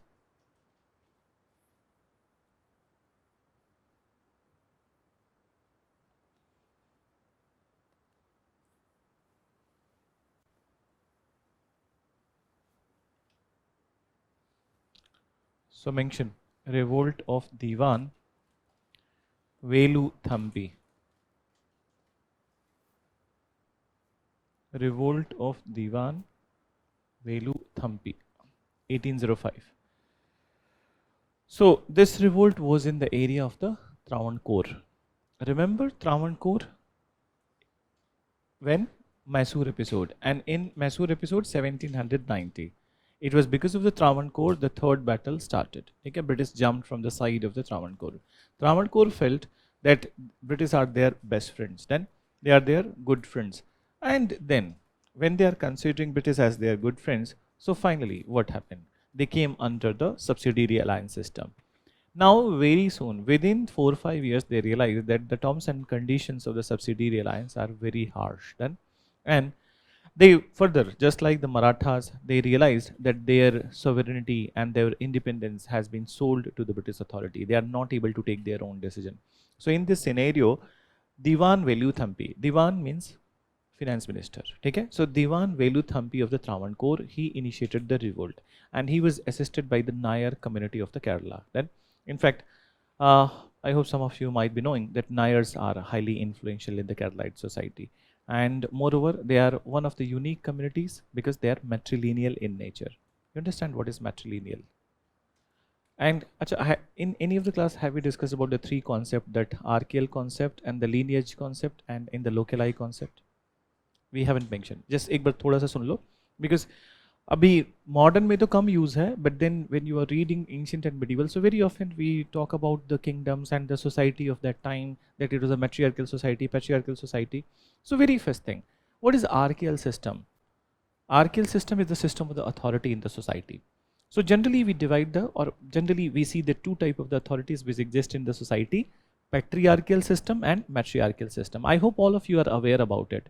That patriarchal system, Hindi में बोलते हैं पितृ सत्तात्मक समाज, which means that the male members in the society have the authority to decide or take the decisions, major decisions. Then, and matriarchal society, so major decisions are taken by the women in the society. Then, women in the society. That's one thing. Then, what is the lineage system? Can you tell? That can you tell? What is the lineage system? बताओ. Hereditary thing. Okay. So lineage system is all related to the hereditary stuff. Okay. And hereditary stuff of what? बताओ. एक तो caste name भी होता है. First is one is the caste name also, and not only what all properties you are getting, that is the heritage. Okay. So as your caste name. So there are two type of the lineage system, matrilineal and patrilineal. Generally the Indian society is patrilineal, ठीक है. And in fact मतलब majority of the societies are patrilineal, whereby the progenies, they take the name of the father side, or they take the caste of the father side. Then, but in the matrilineal society, the child is caste is named after the mother, okay, not after the father. So Nayars are this, okay, Nayars are this, that they continue with the matrilineal system, whereby the mother side is the caste name. Then what is localized system? Localized system is pattern of the residence in the society. So when we talk about overall Indian society is patriarchal, it is patrilineal, and it is patrilocali. Okay, so patrilocal. There are two type of systems, patrilocal and matrilocal. As per the patrilocal system, after the marriage, it is girl who will have to go to the house of the boy. But then in matrilocal system, it is the boy who will have to go to the house of the girl. Okay, so you know that this term can be better said that ghar jamai ho jana. Okay, it's not a slang, but now understand. This system also exists in India. Where? Matrilocal system. Any idea? Any society? Northeast. Okay, and particularly in Meghalaya. Then, so particularly in Khasis. Then, so this system exists. And these are the three systems that we often talk in the society. सबसे ज़्यादा जो discussion होता है in ancient and medieval, that is related to the patriarchy, matriarchy, and patrilineage and matrilineal. So Nayars are the matrilineal society. अब एक और चीज़ ध्यान में रखना, ठीक है? When we are calling Nayars are matrilineal, so does it mean that Nayars are matriarchal also? It depends. When we say that one particular society is matrilineal, so it does not mean that they will matriarchal. Matrilineal is just the basis of the heritage, okay, and inheritance. Then, but then Nair society is patriarchal in nature. Okay, how come? Decision making aspect is the archaeal system.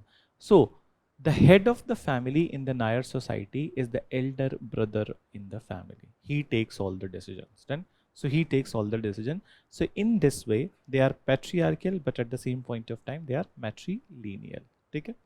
Now you write, mention. So, you write, after the defeat of Mysore, Travancore, no, not Travancore नहीं लिखना. After the defeat of Mysore, subsidiary alliance system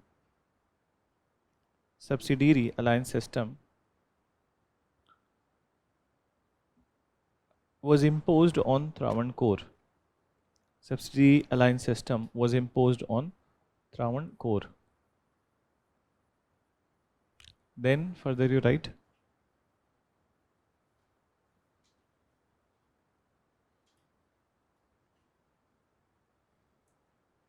Then after this you write Travancore, full stop. Harsh conditions were imposed on Travancore.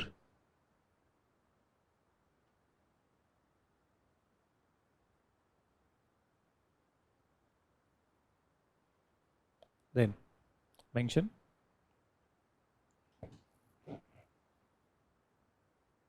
they felt their sovereignty. They felt that their sovereignty has been usurped. You can see the spelling. Their sovereignty has been usurped by British authority. In this situation, usurped by British authority, in this situation, Diwan Velu Thampi organized revolt. He was assisted by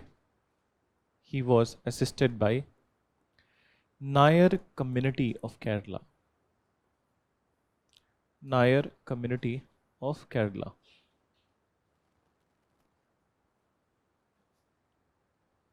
Then mention after it, he was assisted by Nair community of Kerala, full stop. Revolt was suppressed and Velu Thampi was hanged publicly. Revolt was suppressed and Velu Thampi was hanged publicly to instill fear among the public. To instill fear among the public.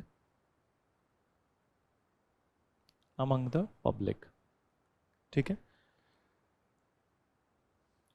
Just listen one more thing, that there is a one revolt in Maharashtra, and particularly it was in Ratnagiri, Ahmednagar, Pune, these all area, that's called as the Deccan Riots. But I'm not referring to the Deccan Riots in this period, it was in 1875. I will refer to the Deccan Riots when we are going to talk about revolutionary nationalism phase 1, and before that what all phases were there. So there I'll mention the things related to Deccan Riots, and it has a role in the initiation of the revolutionary activities at that time. Okay? So let's come to the last from this topic, and I think overall it will be the number 20th. ऐसे तो number 3 है, but overall it will be the 20th. So write Rampa rebellion. And एक और चीज है, there is one more rebellion from South India which is called as Mopla rebellion. ठीक है? Mopla rebellion पहले सुन लो, यहाँ पे नहीं लिख रहे हैं, ठीक है, because repetition would be there. So Mopla rebellion was also there in between 1858, 1853 to 58. So we'll talk about the Mopla rebellion later on in the peasant organization in the 20th century, because the initial Mopla rebellion of the 1850s, it was just for the namesake. The big Mopla rebellion happened in 1921. Then, so when we are going to mention the Mopla rebellion in 1921, then only we will also write about the one which has happened in 1850s. Okay? So Rampa rebellion 1879, and who were the Rampas? Their situation is also very similar to the situation which was there with the Ramosis of the Western Ghat. They were the hill tribesmen of which area? Hill tribes of Eastern Ghats. Okay? So Ramosis were in the Western Ghat and they are in the Eastern Ghats. Okay? So Eastern Ghats. Moreover, just similar to the Ramosis, their life was also depending on the forest produce which were there in the upper reaches of the Eastern Ghats. And by this point of time, British authority has come up with the Forest Regulation Acts, and they imposed restrictions on their movement. Their livelihood was impacted and it led to the revolt. So mention Rampas were hill tribesmen. Rampas were hill tribesmen of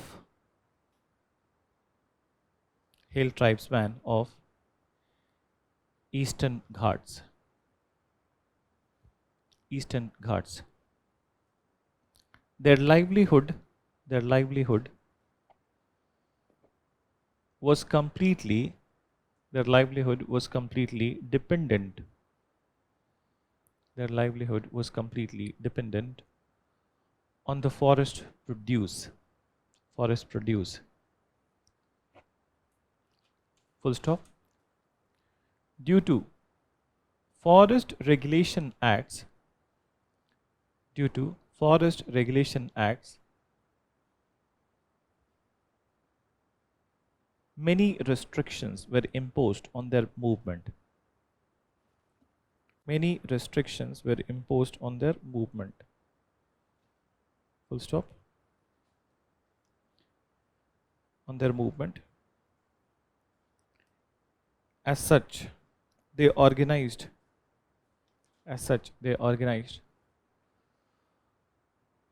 rebellion against British authority.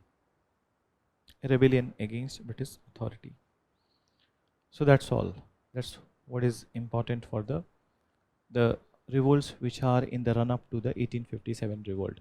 So we have a little bit of time, okay? And there are n number of the revolts done. So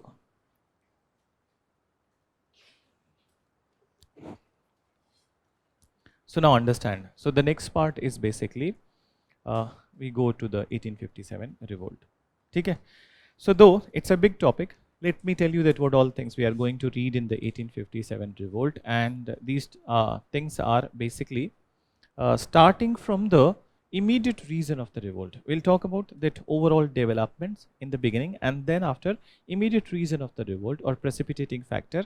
Then after we go into the different subdivisions like military causes of the revolt, political causes of the revolt, socio-religious causes, and economic causes. Then after we'll talk about the course of the revolt, from where it started and how it spread to different parts of country. Then one of the important portion is the prominent leaders of the revolt. And final topic would be the significance of the revolt, analysis of the revolt, that why it failed and what could have been done. Okay? So let's start with the 1857 revolt, which is a big topic, and every 3-4 years we do a repetition of this topic in the mains examination. Some sort of question is asked related to it, and in prelims also when we are talking about these causes, so questions are generally asked from the causes part. Okay? So understand 1857 revolt. When we look at this particular revolt, so basically this revolt is going to change many things in India. Okay? The very first thing that it is going to change, or basically it is going to end an old era with the initiation of a new era. Why we are calling these that there are old era and new era? Old era is the dominance of the or administration of the British East India Company. And in the new era, after 1858, it will be the administration of the British Crown. Complete transfer of power will happen to the British Crown. So that is one thing. Moreover, why this revolt has happened, it is not just because of the initial things which were there. It's all about the frustration. It's all about the things which are piling up from the past. That, for example, that you don't fight with somebody all of a sudden. There are many reasons for your fight with somebody. You are already enraged with that person. You are already very angry with some people. Then you have some reservations against some people, their views, okay, and their thoughts or their doings. And then one fine day you found an opportunity to fight with that person. So ऐसा नहीं है कि all of sudden outburst of the anger has happened. It is piling up. ठीक है? वो बोलते हैं ना कि बस एक दिन गुस्सा फूटना था. So this is what was there. That this 1857 revolt was basically pending, okay? And the things were piling up. And already you have seen what is piling up. These all revolts. They are leading up to a bigger revolt. They're small revolts. They were actually creating an environment of the resentment in the society against the British authority. And moreover, it is in the human nature that once we are suppressed, so then further we built more resentment. So we built more resentment. So it can be said that this revolt was the final culmination of the 100-year-long tradition of the fierce resistance against the British authority. And what this 100 year? Basically, we are talking about these revolts. So revolts and the battles which has happened in this period. Why 100 years? 1757, Battle of Plassey. We can count it as one of the very important battle in till this age. then 1764, and then n number of the rebellions and n number of the wars which has happened between the British and the Indian princely states. So this can be said. Moreover, it can also be said it was a rare opportunity at this point of time because things have piled up, people are frustrated. एक हिंदी में एक कहावत है ना कि that पानी घड़े के ऊपर तक भर गया था. So this is what is the situation, that everyone was waiting for opportunity, and this kind of situation never occurred in the Indian society, that sab log, all the people at the same point of time, they are enraged against the British authority. So it was a rare opportunity when everybody is excited and incited. Okay? So excited and incited, and then they wanted one such chance against the British. Moreover, when we talk about the causes of this revolt, so causes of this revolt, though हम UPSC के student हैं, ठीक है, हमें लिखने के लिए we need a segregation कि मिलिट्री रीजन, पॉलिटिकल रीजन, ठीक है, socio religious. But then when the society operates, so society does not operates in this way कि हम पॉलिटिकल रीजन की वजह से ऑपरेट कर रहे हैं, ठीक है. Everything is intermixed and everything is influencing at the same point of time.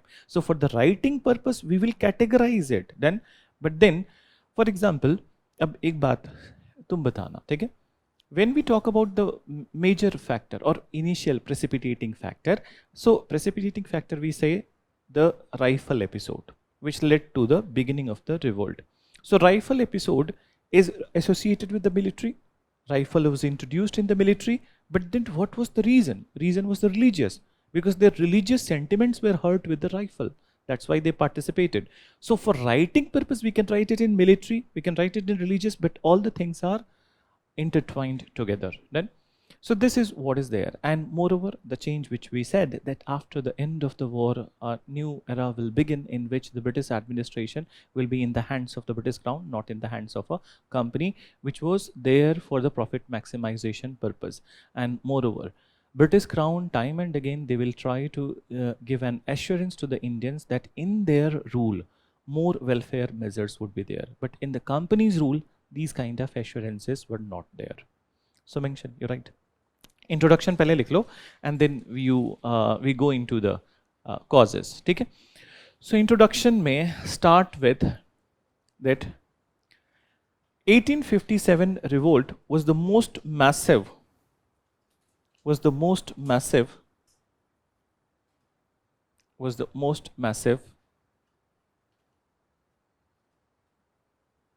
of all the rebellions which has happened till this date. Was the most massive of all the rebellions which has happened till this date. Full stop. It led to the transition from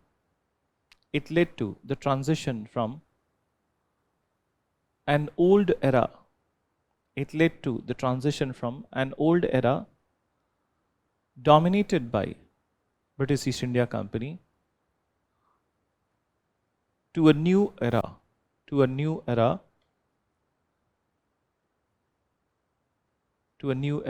which gave the false assurance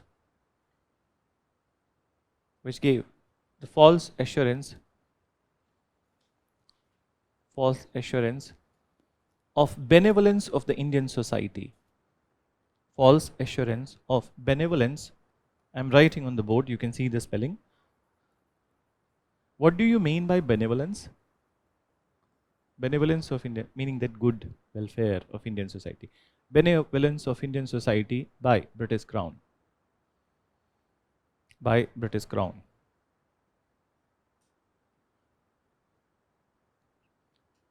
By British Crown. Then you write, this revolt was the final precipitation of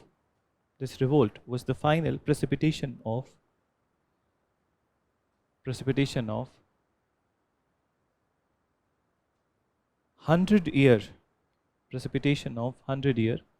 long tradition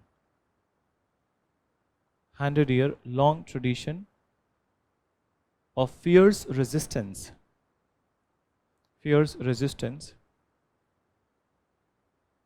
against British authority. against British authority.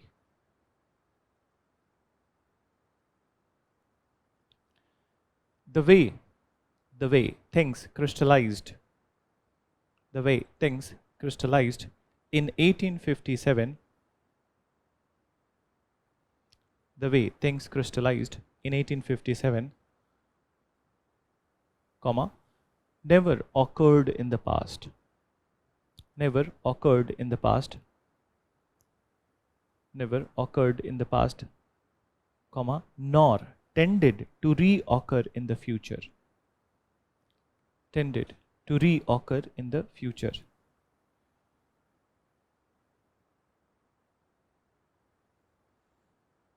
Full stop.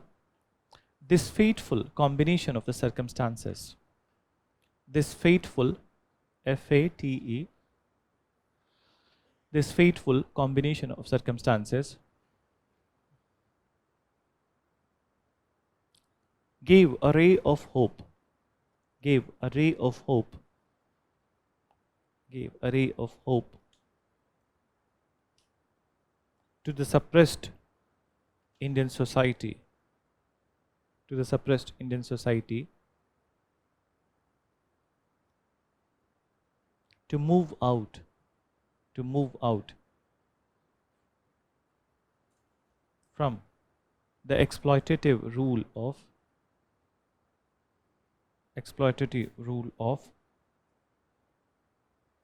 a foreign company, a foreign company.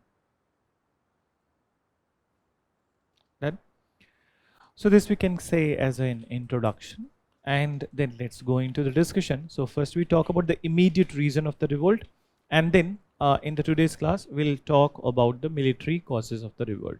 Rest of the causes we'll do in the next week. I think it is the, and anyways 8, 9, 10 is off, okay, so because of that G20, so classes will resume. What is actually 8, 9, 10 आज दिन कौन सा है? Wednesday, तो कल Thursday, 8, 9, 10 is still Sunday ना? Friday, Saturday, Sunday, तो Monday onwards फिर start होगा, ठीक है? Anyways, तो we'll complete this topic in the next week. And when, if I do get any additional class, so then we'll start with the socio-religious reforms. Okay? So socio-religious reform, as I have informed you, it will take 2 or more than, little bit more than the 2 classes.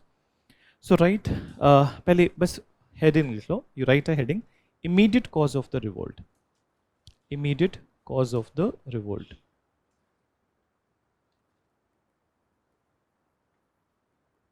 So what was the immediate cause? Let me write some names over here, the name of those rifles. So the old rifle was Brown Bess musket. Brown Bess musket. So this is the old rifle, and the new one which was introduced was Enfield rifles. Okay? So Enfield rifles. Now we need to understand that why this new rifle was introduced. So new rifle, as it was said that it had greater range so as accuracy. So greater range and accuracy.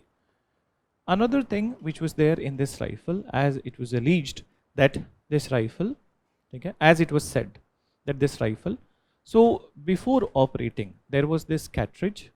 This cartridge was to be loaded in the rifle, and the cartridge was further coated with a paper, okay, and this paper was further smeared with a what?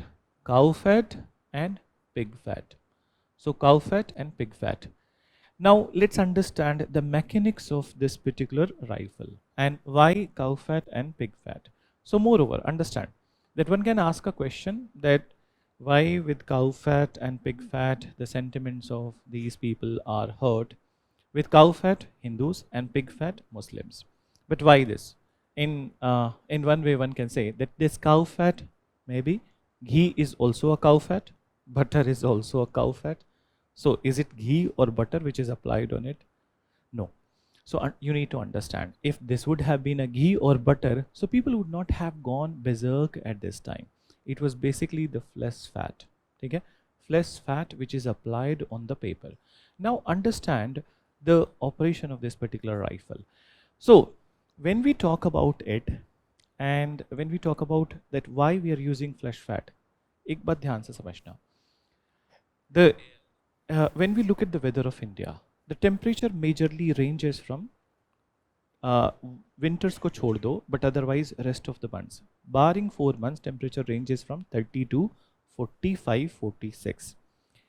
So on this temperature, and when you are in a battlefield, you know, when you are fighting, so will this particular fat, it will be in a semi-solid state if you are using ghee or some other fat, or will it be in a very liquid state? Very liquid state, that it will not stick to that. When it will be in the liquid state, so what will be there? That there will be smudging in the rifle. As you know, that smudging in the rifle, it will come down to the trigger, and then गोली यहाँ चलाओगे जाएगा कहीं और, just like the gangs of Wasepur dialogue. Then so that will not be effective. Moreover, why there is a need of a greasing agent in the rifle? There is a need because once there is a greasing agent in the rifle, so there would be less friction in the rifle. समझ रहे हो इस बात को? So less friction होगा, and then the range and accuracy will increase. So this is the reason that why this particular cow fat and pig fat was introduced. Why so? And flesh fat, because flesh fat remains solid at this temperature. Then moreover, in one class somebody asked that ये sir ये paper हाथ से भी तो हटा सकते थे, that मुंह से ही क्यों फाड़ना था? Then so it can be removed from hand also. Obviously it is very logical, it can be removed from the hand also. But then you tell that when you are in a battlefield, when you are just removing this, ठीक है, उसके remove होने के पहले तुम remove हो जाओगे, ठीक है?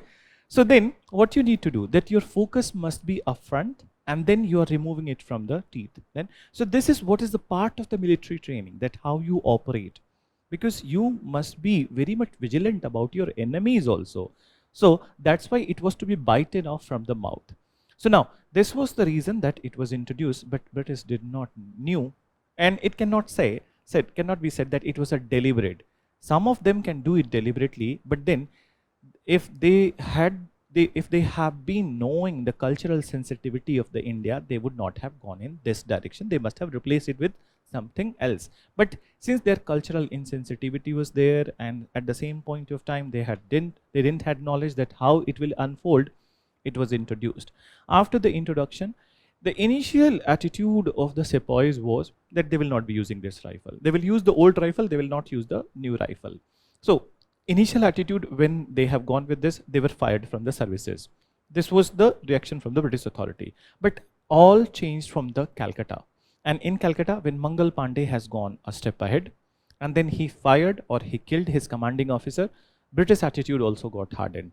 And from here onwards, the sepoys were tried in the court, and they were given severe punishment also. So this severe punishment which was given to the sepoy, it sparked the rebellion from Meerut. So that is the immediate factor. That's how it started. But then, as we mentioned, that things were piling up from the very long time, and then it finally found an expression at this point of time when the mutiny in the army started. So mention immediate factor ve likho. You write British authority replaced old brown Bess musket. British authority replaced old brown Bess musket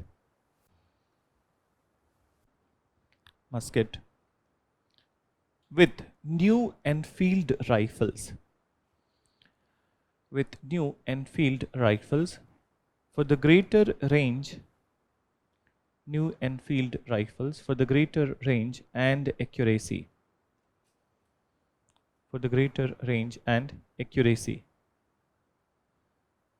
Then mention greater range and accuracy, full stop. In the new rifle,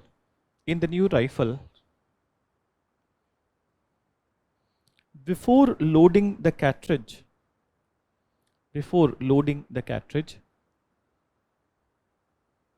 a paper was to be bitten off. Before loading the cartridge, a paper was to be bitten off, full stop. As it is said, as it is said, paper was smeared with, paper was smeared with cow fat and pig fat. Paper was smeared with cow fat and pig fat. Cow fat and pig fat. Which offended, which offended the religious sentiments of, which offended the religious sentiments of Hindu and Muslim sepoys. Religious sentiments of Hindu and Muslim sepoys. Done? Then, further you write, it sparked the rebellion. It sparked the rebellion. Sparked the rebellion, which soon engulfed many parts of the country. Which soon engulfed many parts of the country. So this is what we needed to talk about this particular part. Now you write a major title, military causes of the revolt. So for writing purpose, we are writing military causes. So title, you write military causes of the revolt. Military causes. So number one in this is enlistment order of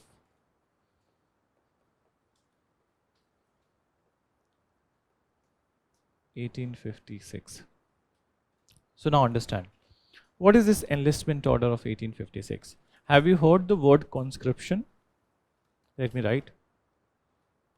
Conscription. Anyone? No idea? Now, if I say that the word in the present time, conscription, is applicable in Russia and Ukraine. Conscription is not conspiracy. Conscription is the, it is mandatory military services. Mandatory military enrollment. So whenever any country goes into the war, then all the healthy population and the male population of the country, they go into the conscription. They will have to fight for the country no matter what. So you have seen in the Russia-Ukraine war that conscription is there, whereby that in a particular age bracket, the males who are in the age bracket of 18 to 60 or 18 to 50, exactly I don't know what is the age that they have mentioned, but 18 to 55 is the right age, in which they will have to provide the military services. Okay? Rest of the people, they can vacate the area, and women, children, they can vacate the area, old people can vacate the area, but they will have to fight for the country. So this is conscription. For example, that one of your favorite brand, BTS, many of you are that, and they do the, in North Korea and South Korea, particularly in South Korea also, there is a compulsory military services. So there is also a conscription. Okay? In North Korea, to वैसे भी compulsory military services है.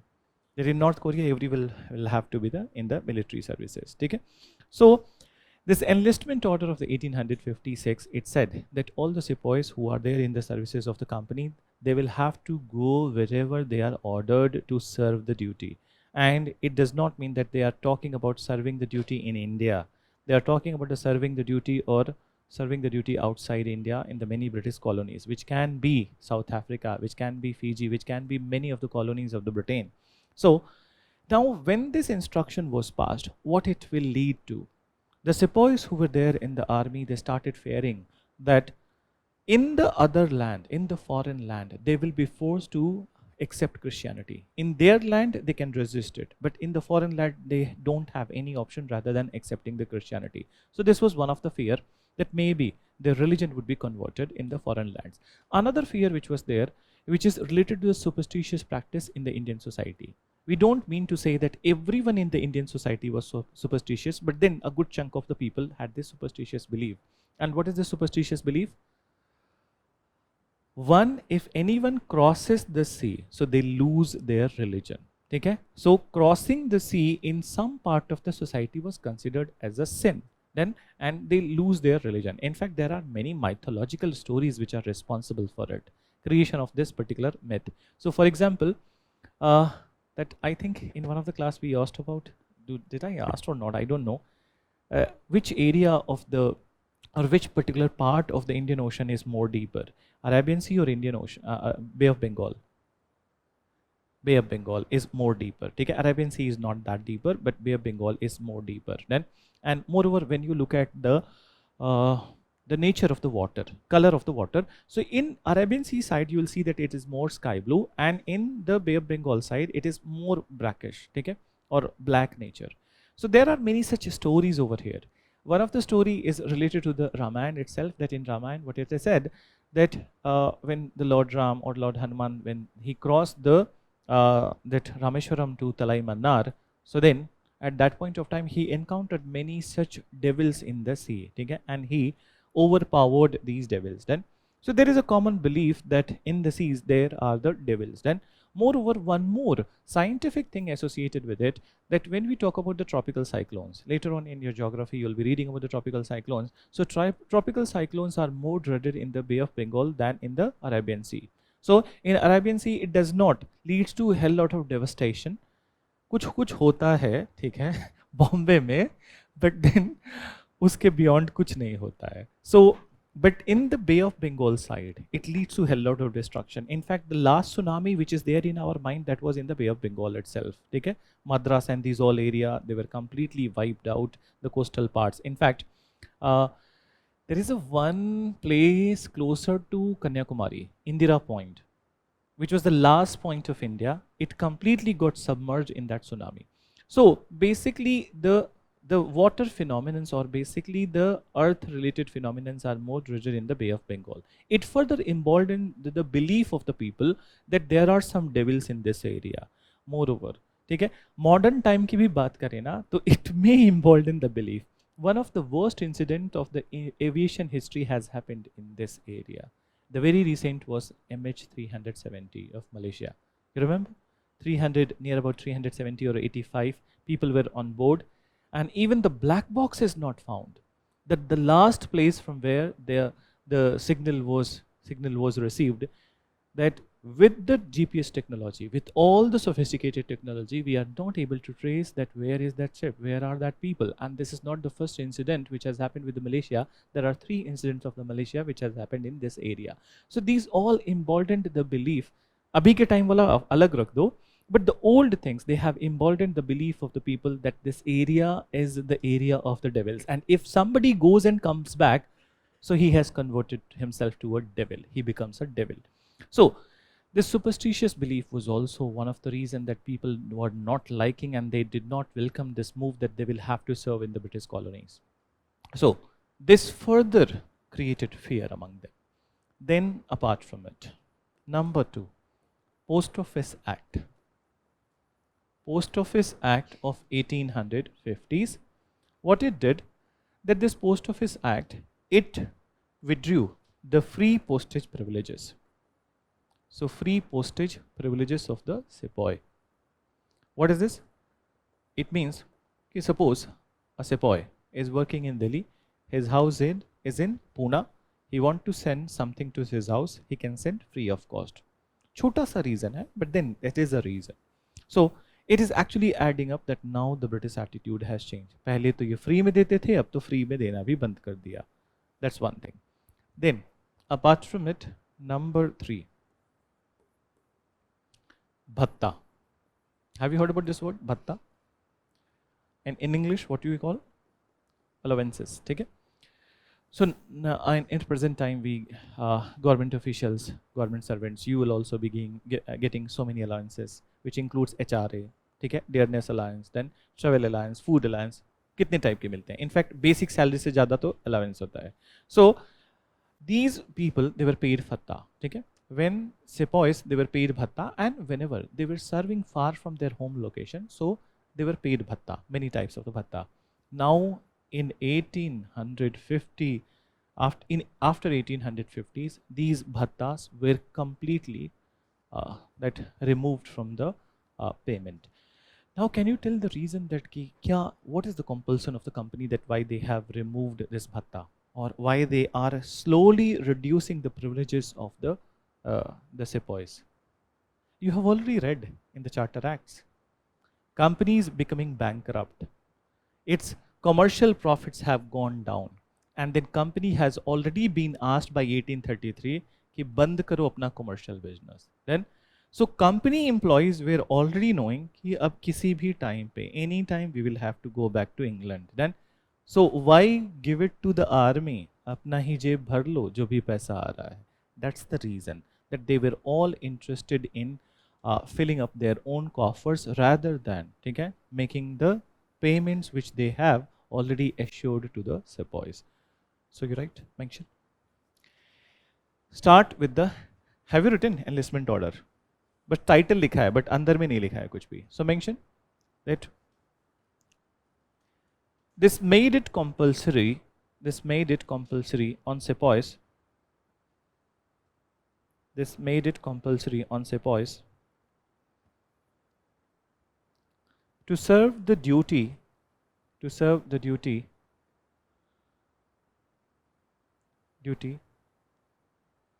at any place as ordered by British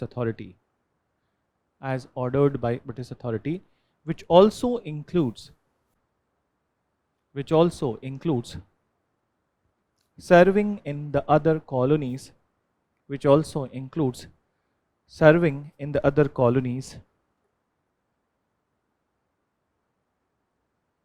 of Britain, full stop. It created fear among sepoys.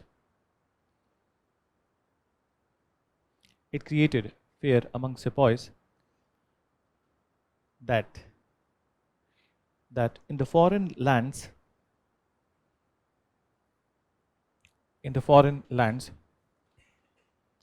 they will be forced to embrace Christianity.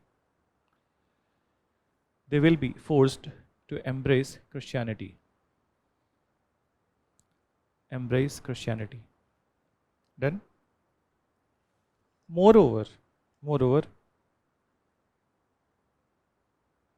in many sections of the society,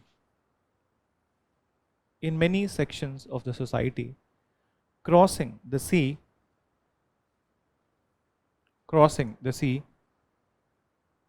was regarded as sin.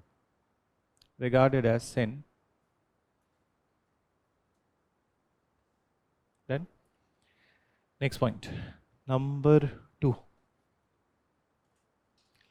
Post Office Act of 1850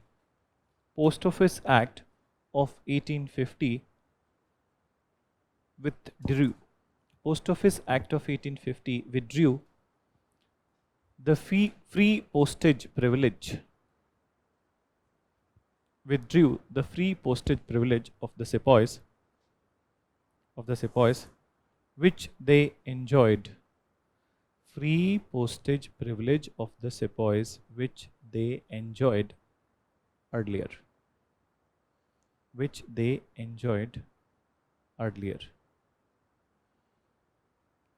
Then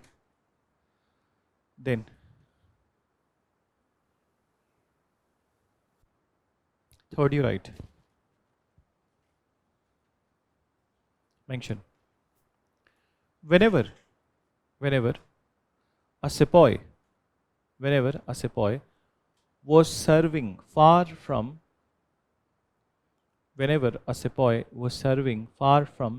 his home location,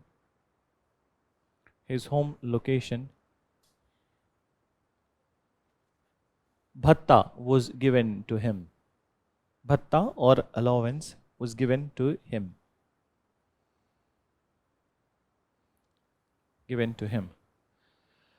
But after 1850, but after 1850,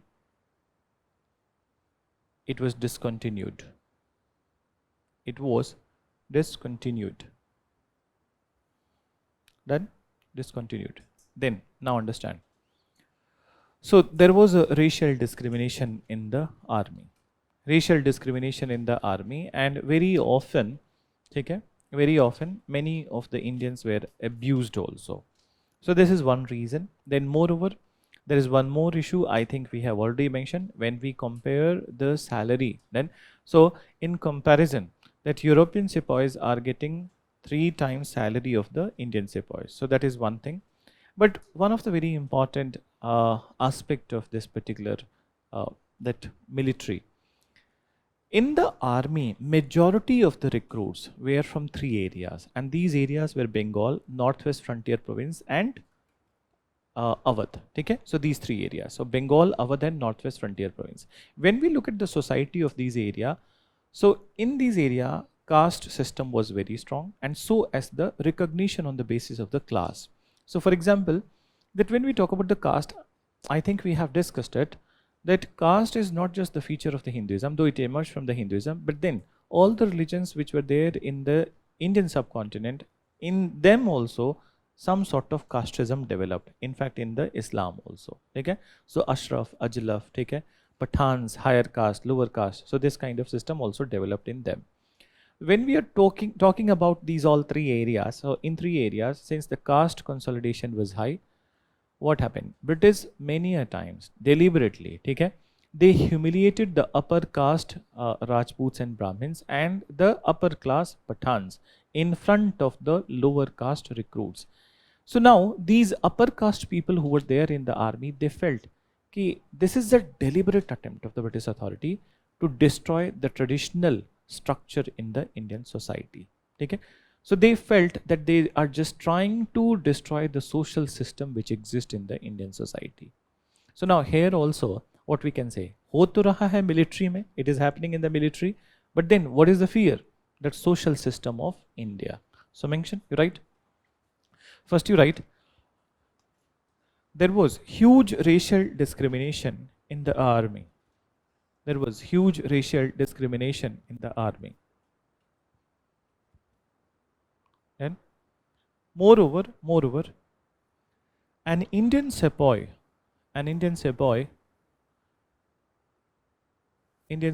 was paid 1/3 of the salary, paid to the European sepoy. 1/3 of the salary paid to the European sepoy. Then paid to the European sepoy. Then next you write, majority of the recruits in army. Next point, okay? Majority of the recruits in army were from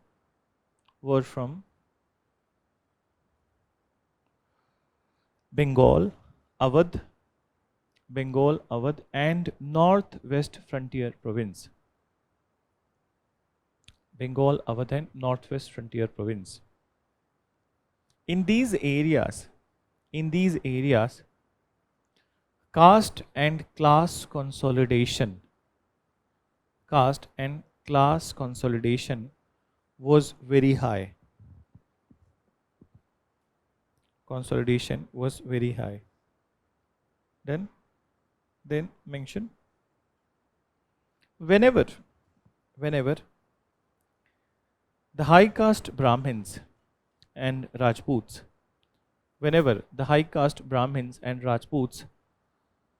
or high class Pathans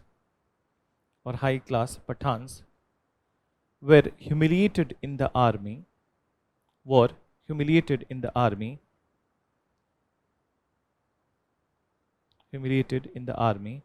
they often thought